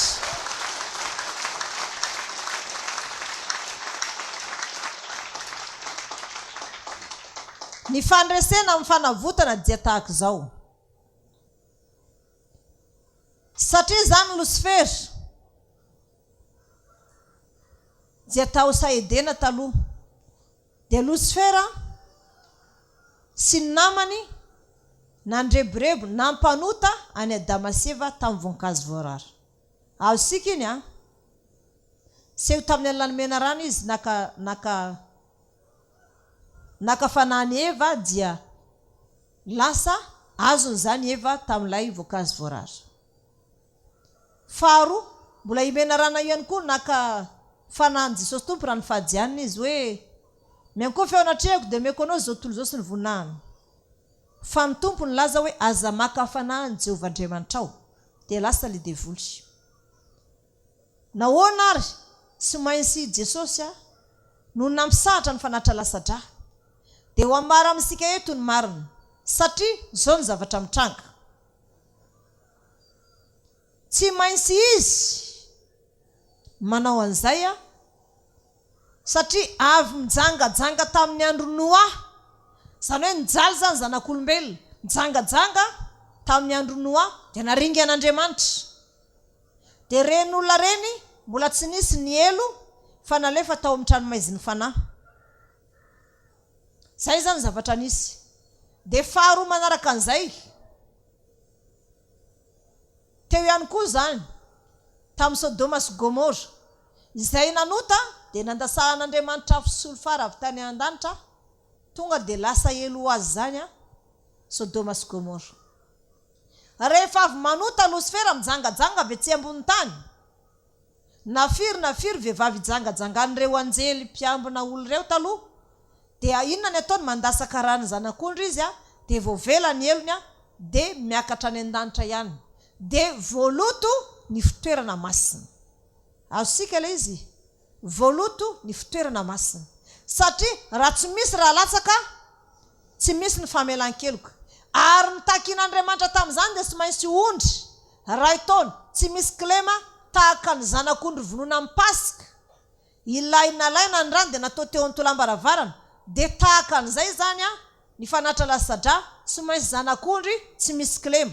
Dia rehefa avy mijangajanga amina vehivavy misy folo zany na zato ireo anjely ireo araka mijangajangana eo zareo satria zareo telo tapitrisa eo. Dia rehefa avy mijangajanga izy zany dia mitambatambatra, ohatra hoe mitambatra rivo izy dia mamono zanak'ondry anankiray dia tonga ny riva avy miamina an'ilay olo ireny izy tonga ny riva dia manino mody any an-danitra izy. Dia vao vela ny elony satria raha tsy misy raha lasaka tsy misy famelan-keloka. Izy kosa efa namono ondry, zay ny lalàna dia vao vela ny elony. Azosika rehefa tezitra amin'izay ny tompo tsy nanaiko tsony. Aleo izy ny tompo esoroko ny satroboninahitra, esoroko ny lamba fiandrianana amin'ny mazanaka tokana mpanjakana. Avelako eto ny seza fiandrianana andeha ho any ambony tany. Ny tompo anefa efa fanahy any an-danitra, tsy afaka hanana raha fa sy maintsy miditra ao anaty kibona vehivavy izy. Zay vao ateraka dia misy raha. Ny aretan'ny tompo zany noho ny fitiavany antsika, noho ny fitiavany lanitra tsy ho voaloto ihany koa. Amen. Fa raha anao zao nga mahatonga any ambony tany ka hoe miverena andray ianao raha ianao zao nga mahatonga any an-danitra hoe efa mana seza fiandriana milamina, dia miverena andray ianao any ambony tany vonono.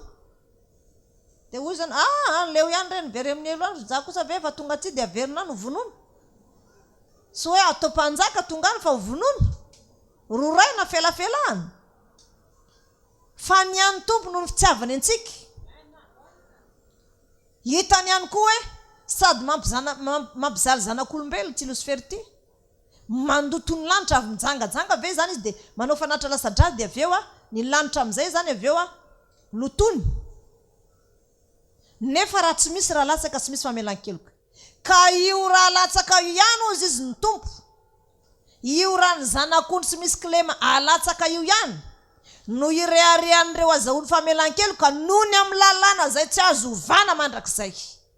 Satria ny tompo ny teny hoe tsy misy teny soratra iray mety ho foana ny lanitra sy ny tany fa ny lalàna tsy azo foanana, na dia teny soratra iray amin'ny lalàna azy tsy azo foanana. Zay rehetra ny tenen'Andriamanitra zay voasoratra dia voasoratra. Ary zay tsy fantatry ny olona zany. Noho izany ozy izy ny tompo, zanak'ondry tsy maintsy vonono. Rehefa mamono zanak'ondry zareo dia voavela ny elony satria aina solony aina. Noho izany soloko ny anarako ataoko hoe zanak'ondrin'Andriamanitra. Amen.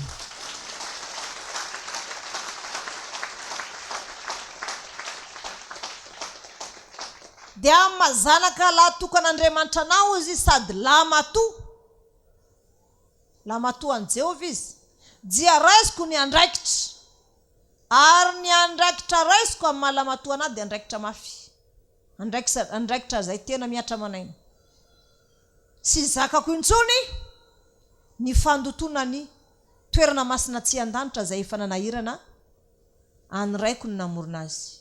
Noho izany esoroko ny satroboninahitro, esoroko ny seza fiandrianako dia kinoko eo ambony seza andeha. Dia zao ny zavatra nisy ny fampivoriana tena vonjenao ve ozy izy Andriamanitra ray.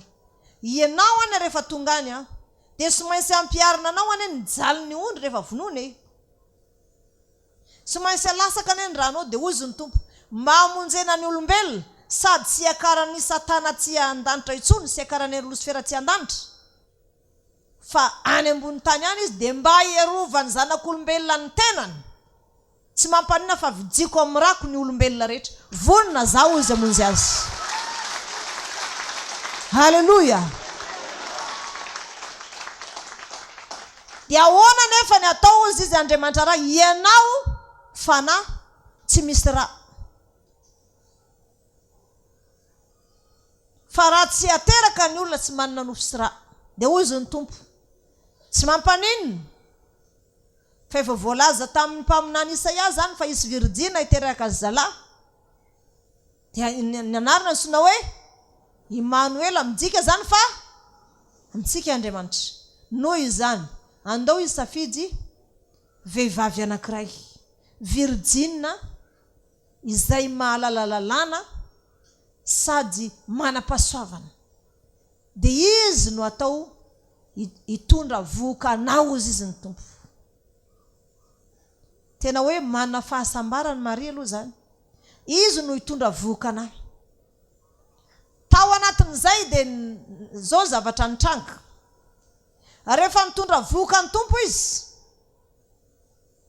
dia ny zavatra mahagaga dia tsy maintsy hitady vehivavy virgine isika.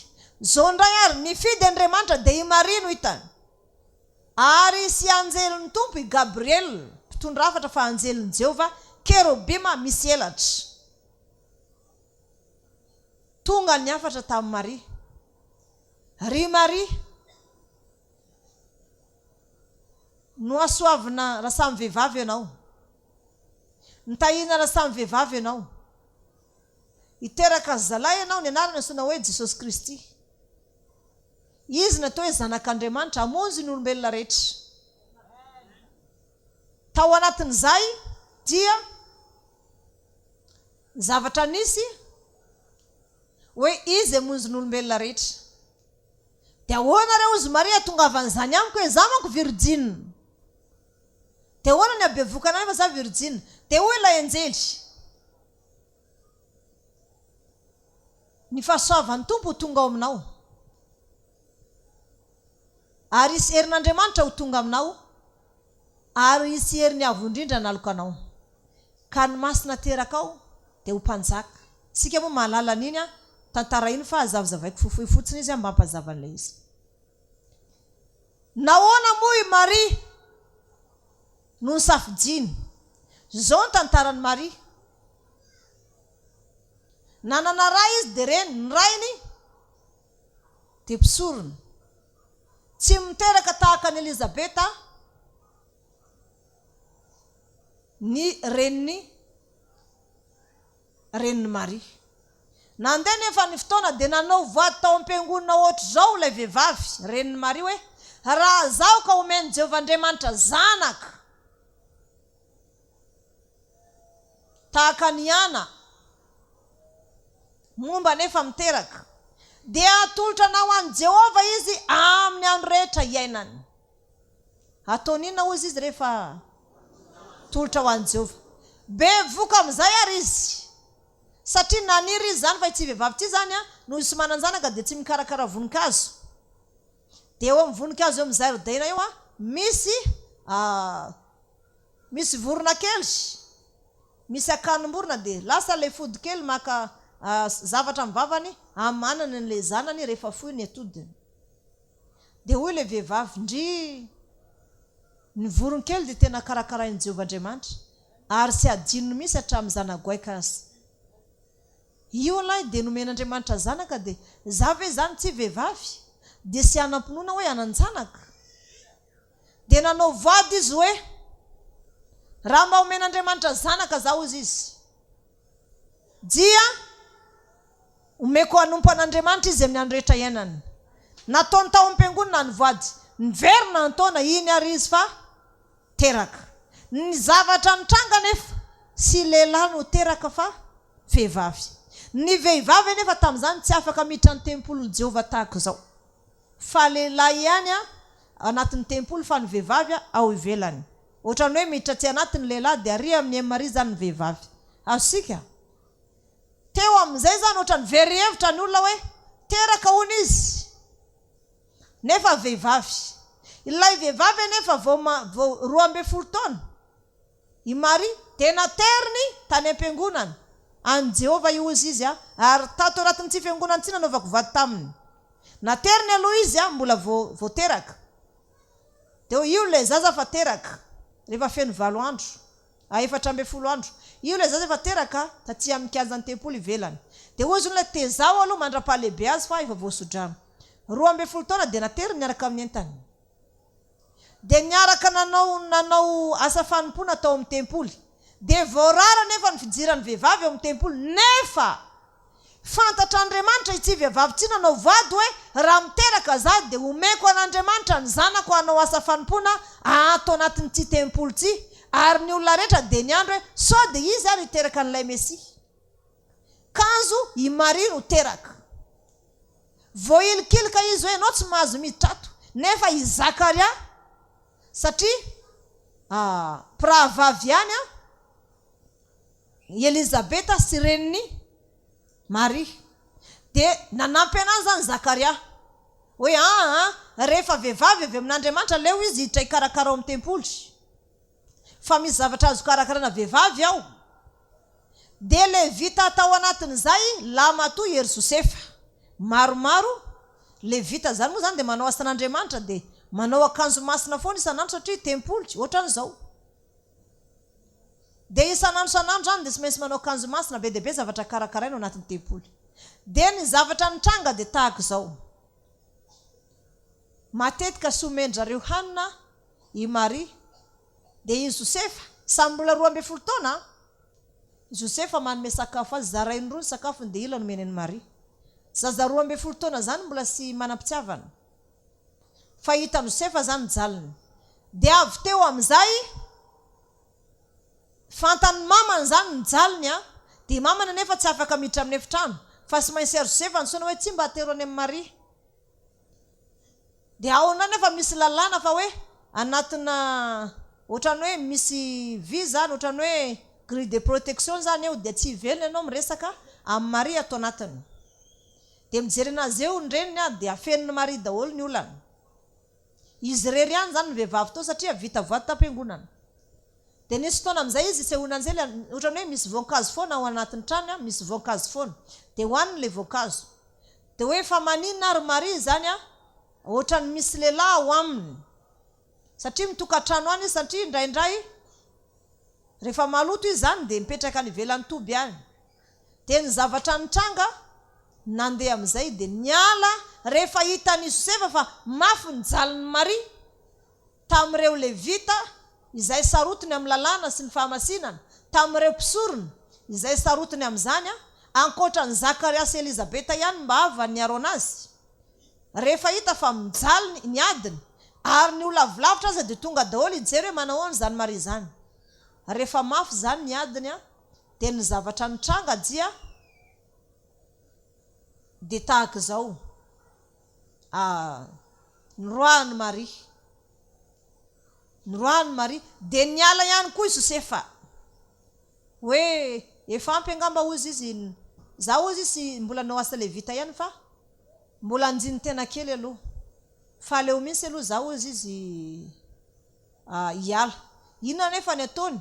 Malahelo an'ny Maria izy dia andeha hikarakara ny Maria satria efa maty papa i Maria tamin'izany dia vokatry ny areti-po dia maty koa ny reniny. Dia izany natonga ny Josefa nanao any Maria ho fofombaty. Asika le izy hoe aleo Josefa lehilahy marina le vita mitandrina lalàna ho vadiny Maria izay efa mitandrina lalàna sy manam-pahasoavana. Dia teo zany izy no nisehonanjely. Rehefa nisehonanjely izy dia bevoka, dia nakany amin'ny Elizabeta izy. Dia ozy Elizabeta diny io tsara ny fiasan'Andriamanitra. Raha olona bevoka sotra zao i virjina ka bevoka tsy misy olona ino. Fa rehefa tonga tao i Maria vao niala zany izy tao amin'ny tempolo nangoronentana, dia nipetraka amina trano anankiray dia nakany amin'ny Elizabeta rahavaviny. Dia ny zavatra nitranga tonga dia nilasahany fanahy masina Elizabeta dia niteny hoe tahinana samy vehivavy ianao ary tahinana iteraky ny kibonao, fa rehefa niarahaba ianao dia manina ho zaza tao an-kibony, nibitaka ny zaza tao an-kiboka.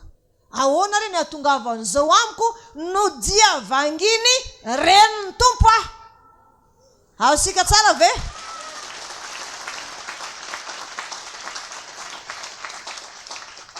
Ahoana ozy izy atongavan'izao amiko no vanginy reniny tompo fa vao niarahaba ianao dia nibitaka ny zaza tato an-kiboko. I Jauna Batisa, mpanao batisa ao anaty kibony Elizabeta, ilay vehivavy momba tsy miteraka. Fa i Maria indray vao nahazo baiko tamin'ny anjely fa ho bevoka. ay zany ny anjely ny teny ny zaza tonga dia nitoetra. Nisy Jesosy kely zany tao anatin'ny kibony. Ary zany na tonga ny Elizabeta niaro any Maria hatramin'ny farany satria izy misy ny lasany fanamasina hoe noasoavina tahina raha samy vehivavy ianao. Noasoavina nateraka kibonao. Fa vona eny feon'ny fiarabanao dia nibitaka ny hafaliana zaza tao an-kiboko. Aveza reny no atongavan'izao amiko novanginy reny ny tompoko. I Maria mbola sy mahafantatra efa misy zaza ao anatin'ny kibony. Fa iza ny mahafantatra mialoha? Elizabeta satria fanahy masina nampahafantatra azy. Mazava amintsika ilay izy teo amin'izay zany dia nandeha gaga amin'izay Josefa satria vitany karazana hoe vodondro izy aty amintsika. Dia mbola tsy vitany sora-panambadiana sy ny isan-karazany fampakarana be voko Maria. Tombony zany hoe Elizabeta teraka nanao voatao-am-piangonana ihany koa dia efa niakatra enim-bolana ny kibony, ny an'ny Maria mbola vao mitoetra.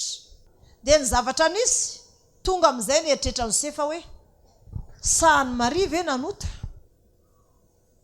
Fa ahoana zany mbola sy nikasikazy akory noho ny amin'ny lalana sy ny didin'Andriamanitra.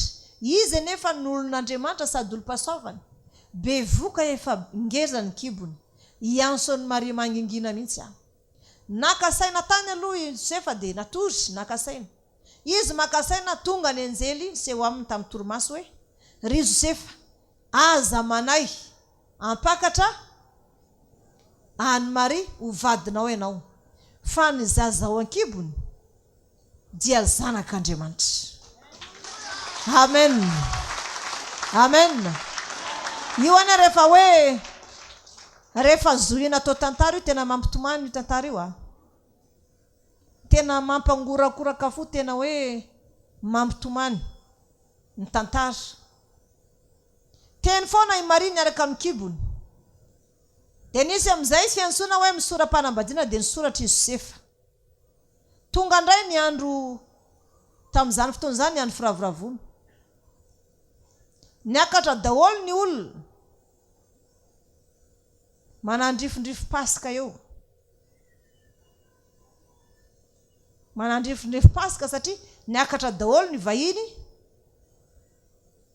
avy tany amin'ny firenen-kafa hamonjy ny andro firavoravona. Dia nitady hôtely zareo ivantanana fa feno daholo ny hôtely. Fa taiza ary Jesosy niteraka raha fantatrareo? Tany an-tranomby, tany Betlehema any Joda.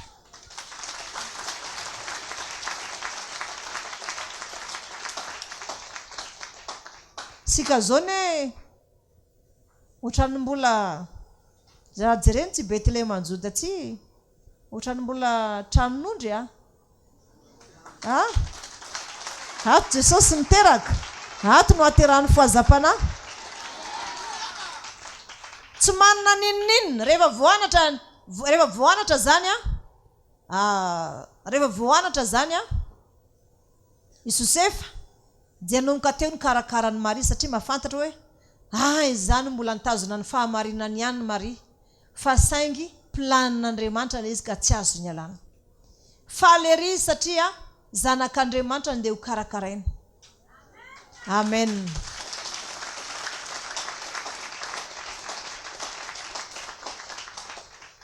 Dia teraka tao an-tranon'omby izy. Dia tonga ny magy tany amin'ny Heroda hoe aiza ny aterahany mpanjakany Jiosy? Magy telo lahy tao amin'ny Heroda mpanjaka. Fa aiza ozy izy naterahany mpanjakany Jiosy andehanana ihany ankoky eo anatrehany. Dia ozy mpanjaka Heroda mpanjaka sady nangovotra. Mpanjakany Jiosy yaho ozy izy. Aiza ny aterahan'ilay mpanjakany Jiosy? Fa efa teraka ilay Mesi hamonjy an'izao tontolo izao. Amen. Fa mahay zavatra Andriamanitra. Raha teraka tamin'ny hôpitaly izy, raha teraka tany amin'ny hôtely tany izy, tany amin'ny tranom-bahiny moa fitenana azy, raha teraka tamin'ny hôpitaly izy na tranom-bahiny izay efa feno hipoka olona, mety tratra ny Heroda izy.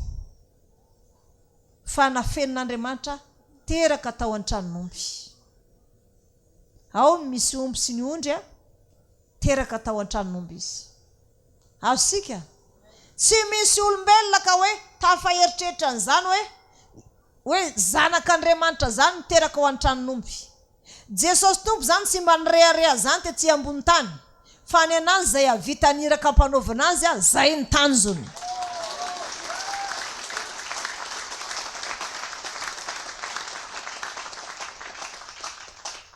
Fa tsy mba nirehareha zany izy fa zay avita niraka ampanaovana azy zay zany ny tanjony. Tsy mitabataba le maloto aty aloha, le manao maintsomaintso, le manao mavokely sarin-doha, tsy mitabataba nareo. De ny zavatra misy aty mijery. Ny zavatra misy de tahaka izao. Andriamanitra manam-pahendrena, ary amin'ny fitondran'Andriamanitra amin'ny fiainanao aza mba kivikivy zany. Amen. Fa mety zavatra rasy ny fieritreretanao hoe teraka ao an-tranon'omby, ngamba ny angarany vintany. Sy zay le izy. Fa efa fantatr'Andriamanitra fa sy maintsy hisy ny magy ahitan'ilay kintany Davida andeha.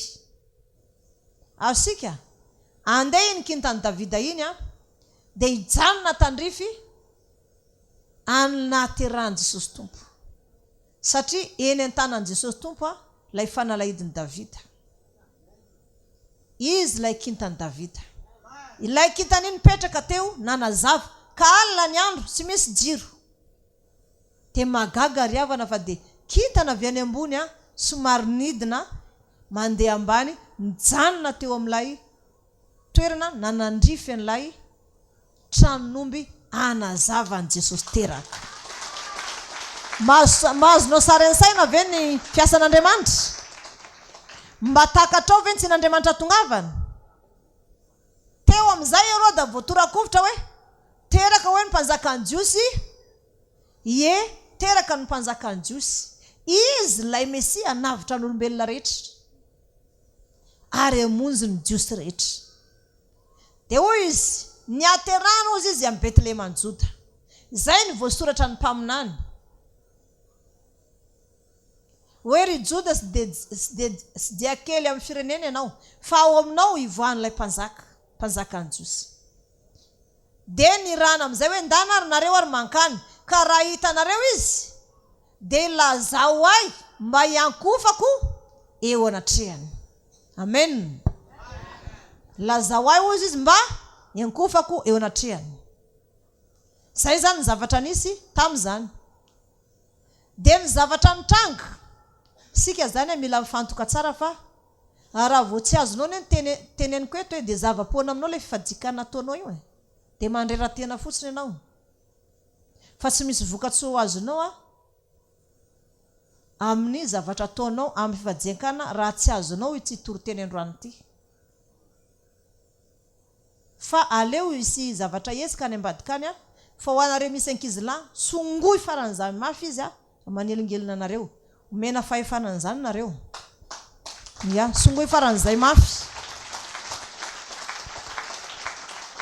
Aleo songony izy tsy mamerina intsony ho any ankizy kely eo akaikinareo raha ohatra ka mipelipelika. De noho tsara tsy mijery. Fantatr'Andriamanitra fa sy maintsy tonga any amin'ny Herode lay magy telo lahy ilaza hoe aiza ny aterahan'ny mpanjakan'ny Jiosy fa tonga izay ankoka eo anatrehany. Fa ngao izy Herode teraka izy, fa ny voalazan'ny Mpaminany any Betlehema any Joda ny aterahany. Ka mankanesy nareo eny fa raha hitanareo izy eny dia any Betlehema any Joda tanànan'i Davida ny aterahany, ka raha hitanareo any izy de lazao ana andehanako any ankofako eo anatrehany. Tonga lay magy satria narany avy atsy aoriana ny kintana.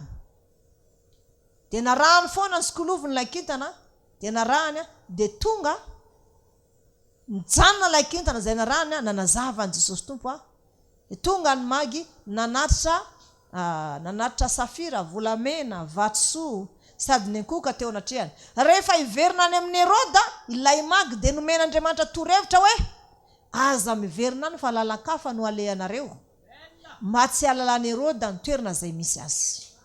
Amen.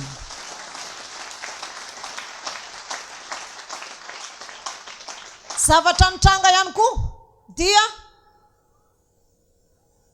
rehefa lasa lay magy dia natsapa voafitaka Herôda. Dia zao nataony nandidiny miaramila rehetra hoe hatramin'ny zazalahy teraka 2 taona midina dia vonoy daholo. Voalazan'ny Baiboly hoe Israely ny tomaniny zanany satria lany ritra ireny. Niteraka kambana amin'ny rahalahy zany ny tena niala maina satria samy vitany amin'ny kambana amin'ny rahalahy. Samy maty daholo. Nefa ny alina io nisehon'Andriamanitra Josefa hoe ento mitsoka any Egypta lay zaza. Aiza nefa ny ahitana vola andehananany. Sofa nampiasain'Andriamanitra lay magy nanatitra n'lay vato sarobidy, nanatitra volamena ho fanomezana ho an'lay zaza voateraka. Amen.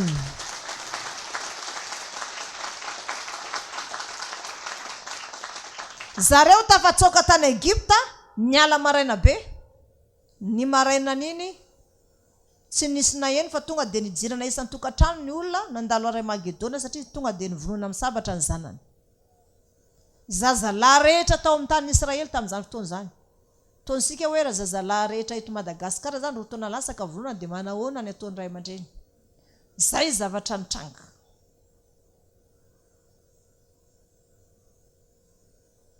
Ny ray aman-dreny sy maintsy tomany satria zanany mety zazalahy tokana io voateraka mihitsy nefa maty. Fa Jesosy Tompo kosa nentina nitsoka tany amin'ny tany Egypta. Zay fiasan'Andriamanitra. Soa ihany fa sy teraka tamin'ny tranom-bahiny izy a. Nateraka tamin'ny hôpitaly fa tratra izy raha zay. Satria voanainao an'io Herôda sy mesy naniraka olona hoe jerevo hoe raha misy zazalahy teraka tamin'ny hôpitaly satria nyteny misy izy hoe teraka izy. Teraka tamin'ny alina. Dia anontany hoe raha misy zazalahy teraka sy nisy tany. Fa Jesosy Tompo tonga dia lasa tonga dia tany Egypta. Hoe nentiko nitsoka any Egypta ny zanako. Voasoratra anaty Baiboly zany. Nanomboka teo dia nilamina ny fiainan'i Herôda hoe efa maty zany iny. Tafiditra anatin'ny 2 taona lasaka iny. Maty. Fa ny tombo mbola teny foana. Nitombo dia nanampy any Josefa nandrafitra ny aina ohatra ny fiainantsika mijaly indraindray, miaina amin'ny fahasahiranana, miaina amin'ny olana satria mpandrafitra ny asany Josefa marisy miasa. Mafy tamin'i Jesosy Tompo ny jinany tetỳ ambony tany ateraka vehivavy. Tsy mendrika an Jesosy Tompo ny ateraka vehivavy. Tsy mendrika an Jesosy Tompo zany. Fa lalina loatra ny fitiavany antsika. Ary lalina loatra ny fitiavany ny lanitra tsy ho voaloto intsony amin'reto devoly izay manota ireto.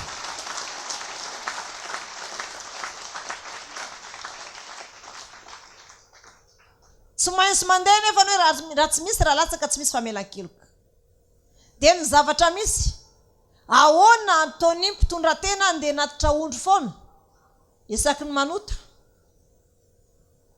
Ahoana nataony mpitondran-tena ataony kambotsy isaky ny maloto dia natra zana-bory mialala roa. Raha sy atao vola le izy. Lalina ny fitiavan'i Jesosy Tompo ansika io a. Lalina ny fitiavan'ny Tompo anao a. Fa ny ranona latsany a. Ary ny jiran'ny Tompo hatrany an-kibomina vehivavy. Virgine i Maria. Rehefa teraka ny Tompo zay vao mpivady izy Josefa dia mbola niteraka 5 tarinan'izay. Teraka lasy vavy a. Zany hoe sy virgine sony Maria fa mandainga le olona mbola miteny hatramin'izao hoe Maria virgine mivavao anay mpanota. Zay zany tonga dia vavaka diso. Zany tonga dia sy tonga amin'ny plafond akory zany. Sy tonga amin'ny tafitrano akory zany fa dia eo mivavana eo fotsiny reny dia levony. Sisy dikany. Satria sy virgine intsony izy a rehefa avy niteraka. Avy teo izy mbola niteraka maromaro. Dia ny zavatra nisy Jesosy sy tiany reto rahalany reto fa nahilikilika an'ireo tena sy tiany mihitsy. ary ny tompo dia na izay sitriany lohany raha tsy hitany fa ny aretany jalony na minan-kanana sy minan-kanana ny aretany jalony. Ndraindray isika dia manome tsinan'Andriamanitra hoe Jesosy eo za tena sy tahina mihitsy. Misy fotoana ny zava-drehetra. Misy fotoana ny zava-drehetra.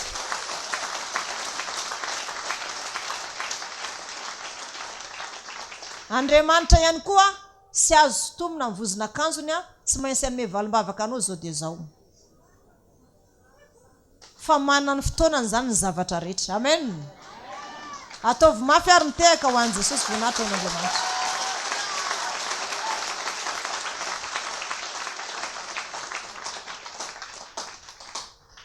Teo amin'izay vita ny tompo lehibe izy dia ny tompo azo ny lera. Satria natera-behivavy izy. Ary farany izay sy tiany Satana misy ilazana n'izany rahan Jesosy zany. Dia ilazana ihany koa hoe Jesosy tonga nofo tenina zakany Satana zany. Dia hoe ahoana ary ny ajiva ny zanak'olombelona. Ny zanak'olombelona zany ozy ny tompo tsy maintsy vonjena aloha izy voalohany amin'ny fitiavako azy noho izany Satana ihany koa anaovako surprise. Asatrana amin'izay ny fanatra lasadra fa atao vola amin'izay ny fanatra. Asatrana fanatra lasadra, asatra ny fanatra dorana, asatra daholo izay mety fanatra lasadra sy fanatra dorana amin'ny afo. Fa ny tenako no alasako mihitsy ny rako. Dia tsy maintsy nalasaka tamin'ny fotoana hafatesany azo fijaliana amin'izay, ny kapohana izy, nororana izy, ny felana izy. Fantatry ny olona fa zanak'Andriamanitra izy. Fa ny kapohana izy, nororana hoe mpaminany sandoka naratsy ny olona. Rehefa tsaraina avy any amin'ny Pilato izy dia amin'ny Heroda dia avy eo amin'ny Pilato dia ozy Pilato za mana Satana amin'ity lehilahy mariny ity dia sasany tamin'ny rano ny tanany. Dia ozy ny olona aleo aminay sy ny taranakay ny fahotana dia avy teo ilay olona ny anso hoe omboy. Sy voatazona sony tonga dia nisy ny sintona izy dia omboana amin'ny hazo fijaliana. Omboina amin'ny hazo fijaliana dia nampitondrana hazo fijaliana dia avy teo nampitondrana any lehilahy anankiray ilay hazo fijaliana. Jesosy amin'izay fanseno amin'ny hazo fijaliana. Alohan'io anefa dia nivavaka tany an-tenimbohitra izy sy Petera sy Jona ary Jakoba. Dia niseho taminy amboninahitra Elisy Mosesy ka nilaza taminy hoe ho tanteraka ao ny sitrapon'Andriamanitra fa ny Jerosalema ny hahafatesanao. Nefa ny tompo ny teny raha azo atao dia sory amiko tsika apokaitsy. Fa fampaherezana no azony hoe ho tanteraka ao ny sitrapon'Andriamanitra fa ny Jerosalema ny hahafatesanao.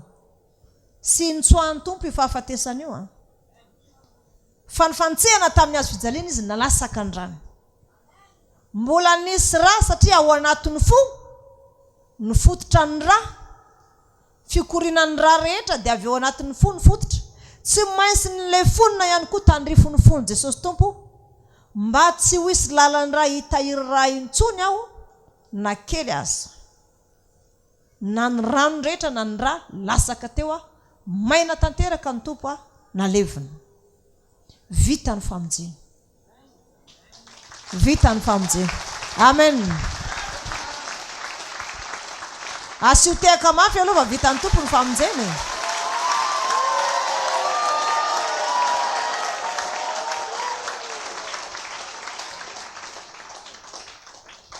Dia amarana ansika azy amin'ny Apokalipsy toko 12 amin'ny andinin'ny 17 ho vakina ny teny minaran'i Jesosy tompo ana hoe ary nisy ady tany an-danitra Mikaela sy ny anjely niady tamin'ilay dragona ary ilay dragona mba amin'ny anjeliny kosa dia niady nefa tsy naresy sady tsy nisy fitoerana ho azy intsony tany an-danitra. Ary nazera ilay dragona dia ilay menarana ela izay atao hoe devoly sy Satana izay namitaka izao tontolo izao. Dia nazera tamin'ny tany izy ary ny anjeliny koa niaraka nazera taminy. Dia narefeo mahery tany an-danitra aho nanao hoe ankehitriny dia tonga ny famonjena sy ny herin'ny fanjakany Andriamantsika ary ny fahefan'ny Kristiny satria nazera ilay mpiampanga ny rahalantsika. Dia ilay miampanga azy eo anatrehan'Andriamanitra andro aman'alina ary izy ireo naresy azy noho ny am'rany zanak'ondry sy ny teny filazana azy ary sy nankamaminy aintsony izy na dia ho faty azy. Noho izany mifaliry lanitra sy ianareo izay monina any aminy fa loza ny tany sy ny ranomasina fa nidina aminareo ny devoly sady manana fahatezerana lehibe satria fantany fa kely sisa ny androny. Amen. Enoy tsara azy maty Jesosy tompo lasaka ilay ra ny sahatra amin'izay ilay fanatra lasadra satria inona ny antony? Taperin'i Jesosy teo iny izy ilay zanak'ondrin'Andriamanitra tapitra ny fanatra lasadra fa vola amin'izay to fanatitra. Lucifer amin'izay nandeha nanota daholo ny anjely rehetrarehetra mpiambina mpiasa tetsy ambony tany. Avy nanota dia namono ondry indray. Asika tsy ainy ny marina namono ondry indray dia ndeha akatra ny an-danitra saingy Mikaela sy ny mpiady nitafiky ny lanitra tondra sabatra niandry n'izy ireo. Haleluya, haleluya. Sady nanao akanjo mihosin-dra, nanao akanjo mihosin-dra. Azosika avy amin'izay satria sy fantany hoe Jesosy tompo any naka mitondra anarana zanak'ondrin'Andriamanitra. Eo amin'izay Lucifer sy nanamponinina sy ny anjeliny fa ahoana zao ataonareo zao dia hoy Mikaela tsy mahazo miditra ny lanitra tsony nareo satria efa nilotonareo ny toerana masina. Noho izany sy mahazo miditra ny lanitra fa ahoana samy anjely zao ihany sy miditra ny lanitra zao ozy izy zay ene ozy izy nareo ozy izy Mikaela nanota izay fa araka ny lalàna raha sy misy fanatra lasadra tsy misy famelan-keloka. Efa avy nanao fanatra lasadra izay voalohany ho tonga aty dia hoy Mikaela sy ekena intsony ny fanatra lasadra manomboka zao fa efa nandasaka ny rano Jesosy ny fidianany an'ireo olo ireo. Haleluya, haleluya. Asiorakoraka mafy azy voninahitra ho an'Andriamanitra. Nanomboka teo dia raikitra amin'izay ny ajery Lucifer sy nanamponinina satria ny entany rehetra mbola tavelany an-danitra sy navoaraininina mihitsy. Azosika ohatrany ianao zany mandeha hoe irahana mandeha ohatrany hoe mandeha mivavaka ianao dia poketra anankiray ihany ny voananao fa ny entana rehetra ny an-trano. Tsy navoaraininina tsony Lucifer. Any an-danitra daholo ny fananana rehetra. Zay ozy fanao fanatra lasadra dia ozy Mikaela tsy ekena intsony zany fa efa maty amin'ny hazo fijaliana ny tompo sy mpanjaka nampisahatra ny fanatra lasadra ka ny falatra lasadra orinan'iny dia tsy ekena intsony satria manao blasfemian'Andriamanitra raha mbola manao fanatra lasadra fanondrona. Amen. Teo amin'izay Satana tonga saina satria faly manko izy tamin'iny. Faly izy tamin'iny hoe maty ny lelanao fakagana iny nitapitra treo ny filazany sara fa maty izy satria izy nampiasa ny Herode tamin'iny. Dia gaga izy. Zay nefa nao falasalasadra ondry ka tapitra tsy misy intsony fa vitan'i Jesosy ny famonjeny. Ary ny olombelona ihany koa amin'izao fotoana izao sy mila mitondra omby zanak'ondry atao fanatra na voromailala atao fanatra fanadiovana fa vitany vola daholo ny zavatra rehetra na fanatra fanadiovana zany na fanatim-panonerana fa misahatra ny fanatra lasadra. Dia ahoana ozy zany Lucifer ny entana rehetrarehetra mbola tavelany tsy misy entana mivoaka intsony ao fa ny fananana tsy an-danitra n'Andriamanitra daholo. Haleluya. Ny rehetra amin'izay fahatezeran'ny Lucifer dia inona nataony? Niady amin'izay. Raikitra niady. Niady, raikitra niady. Samy anjely niady iny io zany hoe herin'ny samy anjely zany. Fa ny tenin'Andriamanitra dia milaza izy ireo dia naresy azy noho ny amin'ny rano zanak'ondry sy ny teny filazana azy. Haleluya. Haleluya. Inona zany raha forsa zany samy matanjaka fa inona no entiny anjely ery Mikaela nandresy azy ny rano Jesosy sy ny anarany. Noho izany manana tombony lehibe isika noho ny amin'ny rano Jesosy. Zany mahatonga anahy mampiasa sosika mahery ny rano Jesosy, mahery ny rano Jesosy. Amen. Satria zaka devo zany. Noho izany vitan'i Jesosy ny famonjena fa ansika sisa ny safidy. Ho avy ny fanavotana amin'ny lakamisy. Ilaina navotan'i Jesosy tompo nandasany rany. Ahoana? Resy lahatra hiditra ampahorotena iaraka amin'ny tompo amin'io ve ianao sa sy araka ampahorotena aminy? Ohatra ny ena ny amen.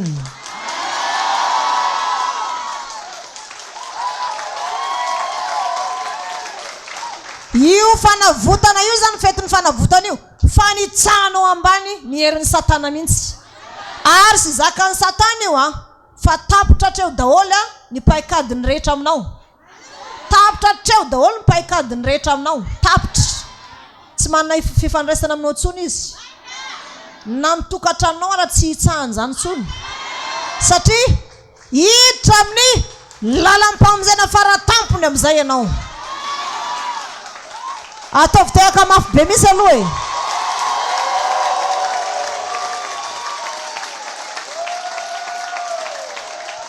Rehefa vita ny famonjena,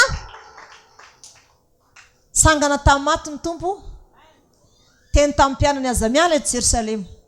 Vavolombeloko nareo Jerusalema, Jody, Samaria hatrany amin'ny farany tany. Andeha zaho ozy ny tompo hanamboatra fitoerana anareo.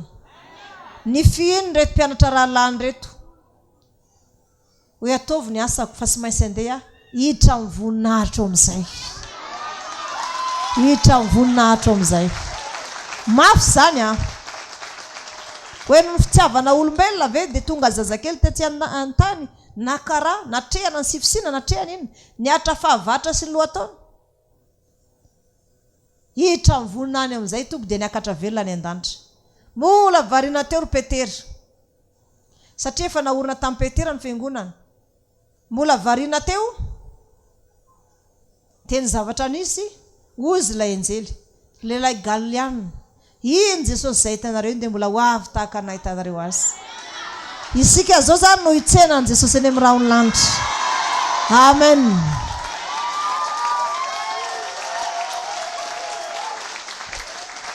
Ka io fety fanavotana io fanisakitsahana ny Satana mihitsy. Fanetrena ny Satana voninahiny mihitsy io. Tonga dia mietra vetrana izy. Tonga dia faharavany fanjakany mihitsy io raha mahavitana io sika. Ravany fanjakan'ny Satana. Amen. Ka izany tsy hiditra amin'izany. Samy miditra daholo sika. 7 andro sy 7 alina aza vitan'ny apôstôloko izay 2 andro kely eo ve hitsoahana. Halleluja. Io zany andresensika zahonisika fanavovao. Reo karazana zazasary rehetra mandray fanavovao daholo amin'io. Ny olana rehetra mivady daholo. Vita aloha ny fetin'ny trompetra nivoaka mpandresisika tamin'iny. Faharoa manaraka an'iny hiditra fanavotana ndray isika zao. Avotra ndray isika. Fahatelo hiditra fety fitoerana amin'ny trano rasa-kazo fifaliana amin'izay. Amen. Mazava amintsika ve ny marina rehetra. Diso fanantenana tanteraka Lucifer. Tavela tany an-danitra daholo ny entany. Vatan'izy rehetra tetsy ambony tany taty miaraka amin'ny anjeliny. Tavela tany daholo ny zavatra rehetra. Sy ny akena soa ny fanatra lasadra. Izany no mampanahy ansika hoe raha sanatrika manao fanatra lasadra ny Israely. Dia tapitra ny andro ny famindram-po mikato ny androm-pahasoavana. Tsy misy famelan-keloka intsony. Satria tsy azo overina intsony zany efa nasahatra an Jesosy tompo zany. Azosika ilay izy. Tahaka an'izay zany nandringanina ny Satana io. Dia inona ny ataony? Romotra avy tany izy fa resy. Fa izy reo izy naharesy azy ny amin'irany zanak'ondry sy ny teny filazana azy. Rehefa resy amin'izay ny Satana sy ny miaramilany. Nidina aty ambony tany sy ny ranomasina izy sady manana fahatezerana be ny tanjony dia hoe ny olombelona noarin'Andriamanitra tsy misy andovany lanitra na dia ray fa any amin'ny elo daholo ireo fa soa fa misy ny rano Jesosy izay nividianany ansika ary ny anarany ampandresansika. Amen. Ary Jesosy tompo dia miantso ansika hoe zanak'Andriamanitra dia mbola miteny Jesosy tompo hoe izao ny hoy zanak'Andriamanitra andrava ny asany devoly. Zanak'Andriamanitra anao za manitahotra asany devoly zany ianao fa ho afaka ianao androany fa mbola hiditra vavaka fanafana lehibe sika rehefa avy eo.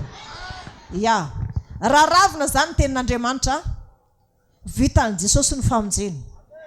Maty zoma Jesosy tompo vitany famonjena ary sy vitany izay ihany fa ny zavatra misy tsy vitany izay ihany fa Satana ihany koa resy sady nahantra ny fananany ray manontolo tavela tany an-danitra daholy ary mbola ny olotovon'Andriamanitra ihany koa izy. Afaka le famirapiratariany fa ny olotovon'Andriamanitra izy tsy misy dika antsony. Za milaza aminao izy tokony atahotra Satana zany sika satria Satana ne efa voaroka avy tany an-danitra sy manana hoe ninina antsony isika mbola ao amin'Andriamanitra.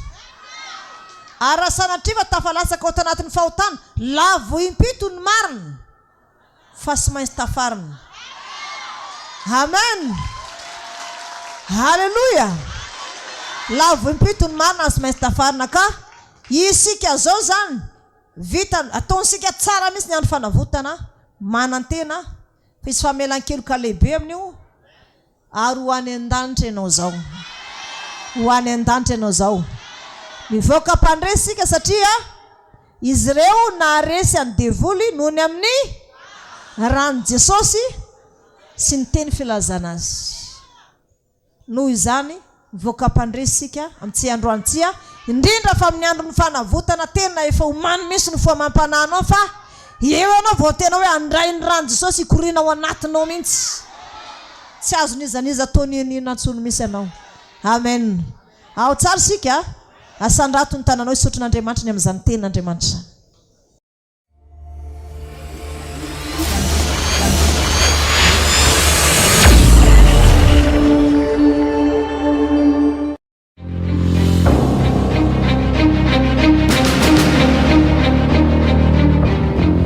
Zava-miafina ara-baiboly fanambarana ny marina.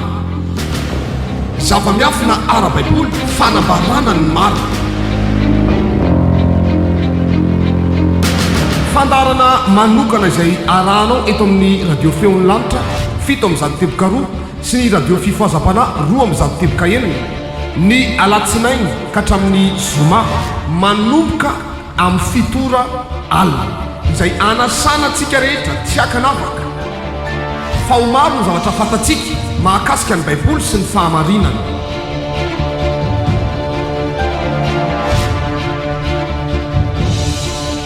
Koa azadino ary ny alatsinainy ka hatramin'ny zoma amin'ny fitora alina iarahanao amin'ny mpaminany Jehovah mama Damour sy ireo apôstôly mpiara-miasa aminy. Zava-miafina ara-baiboly fanambarana ny marina. Zava-miafina ara-baiboly fanambarana ny marina.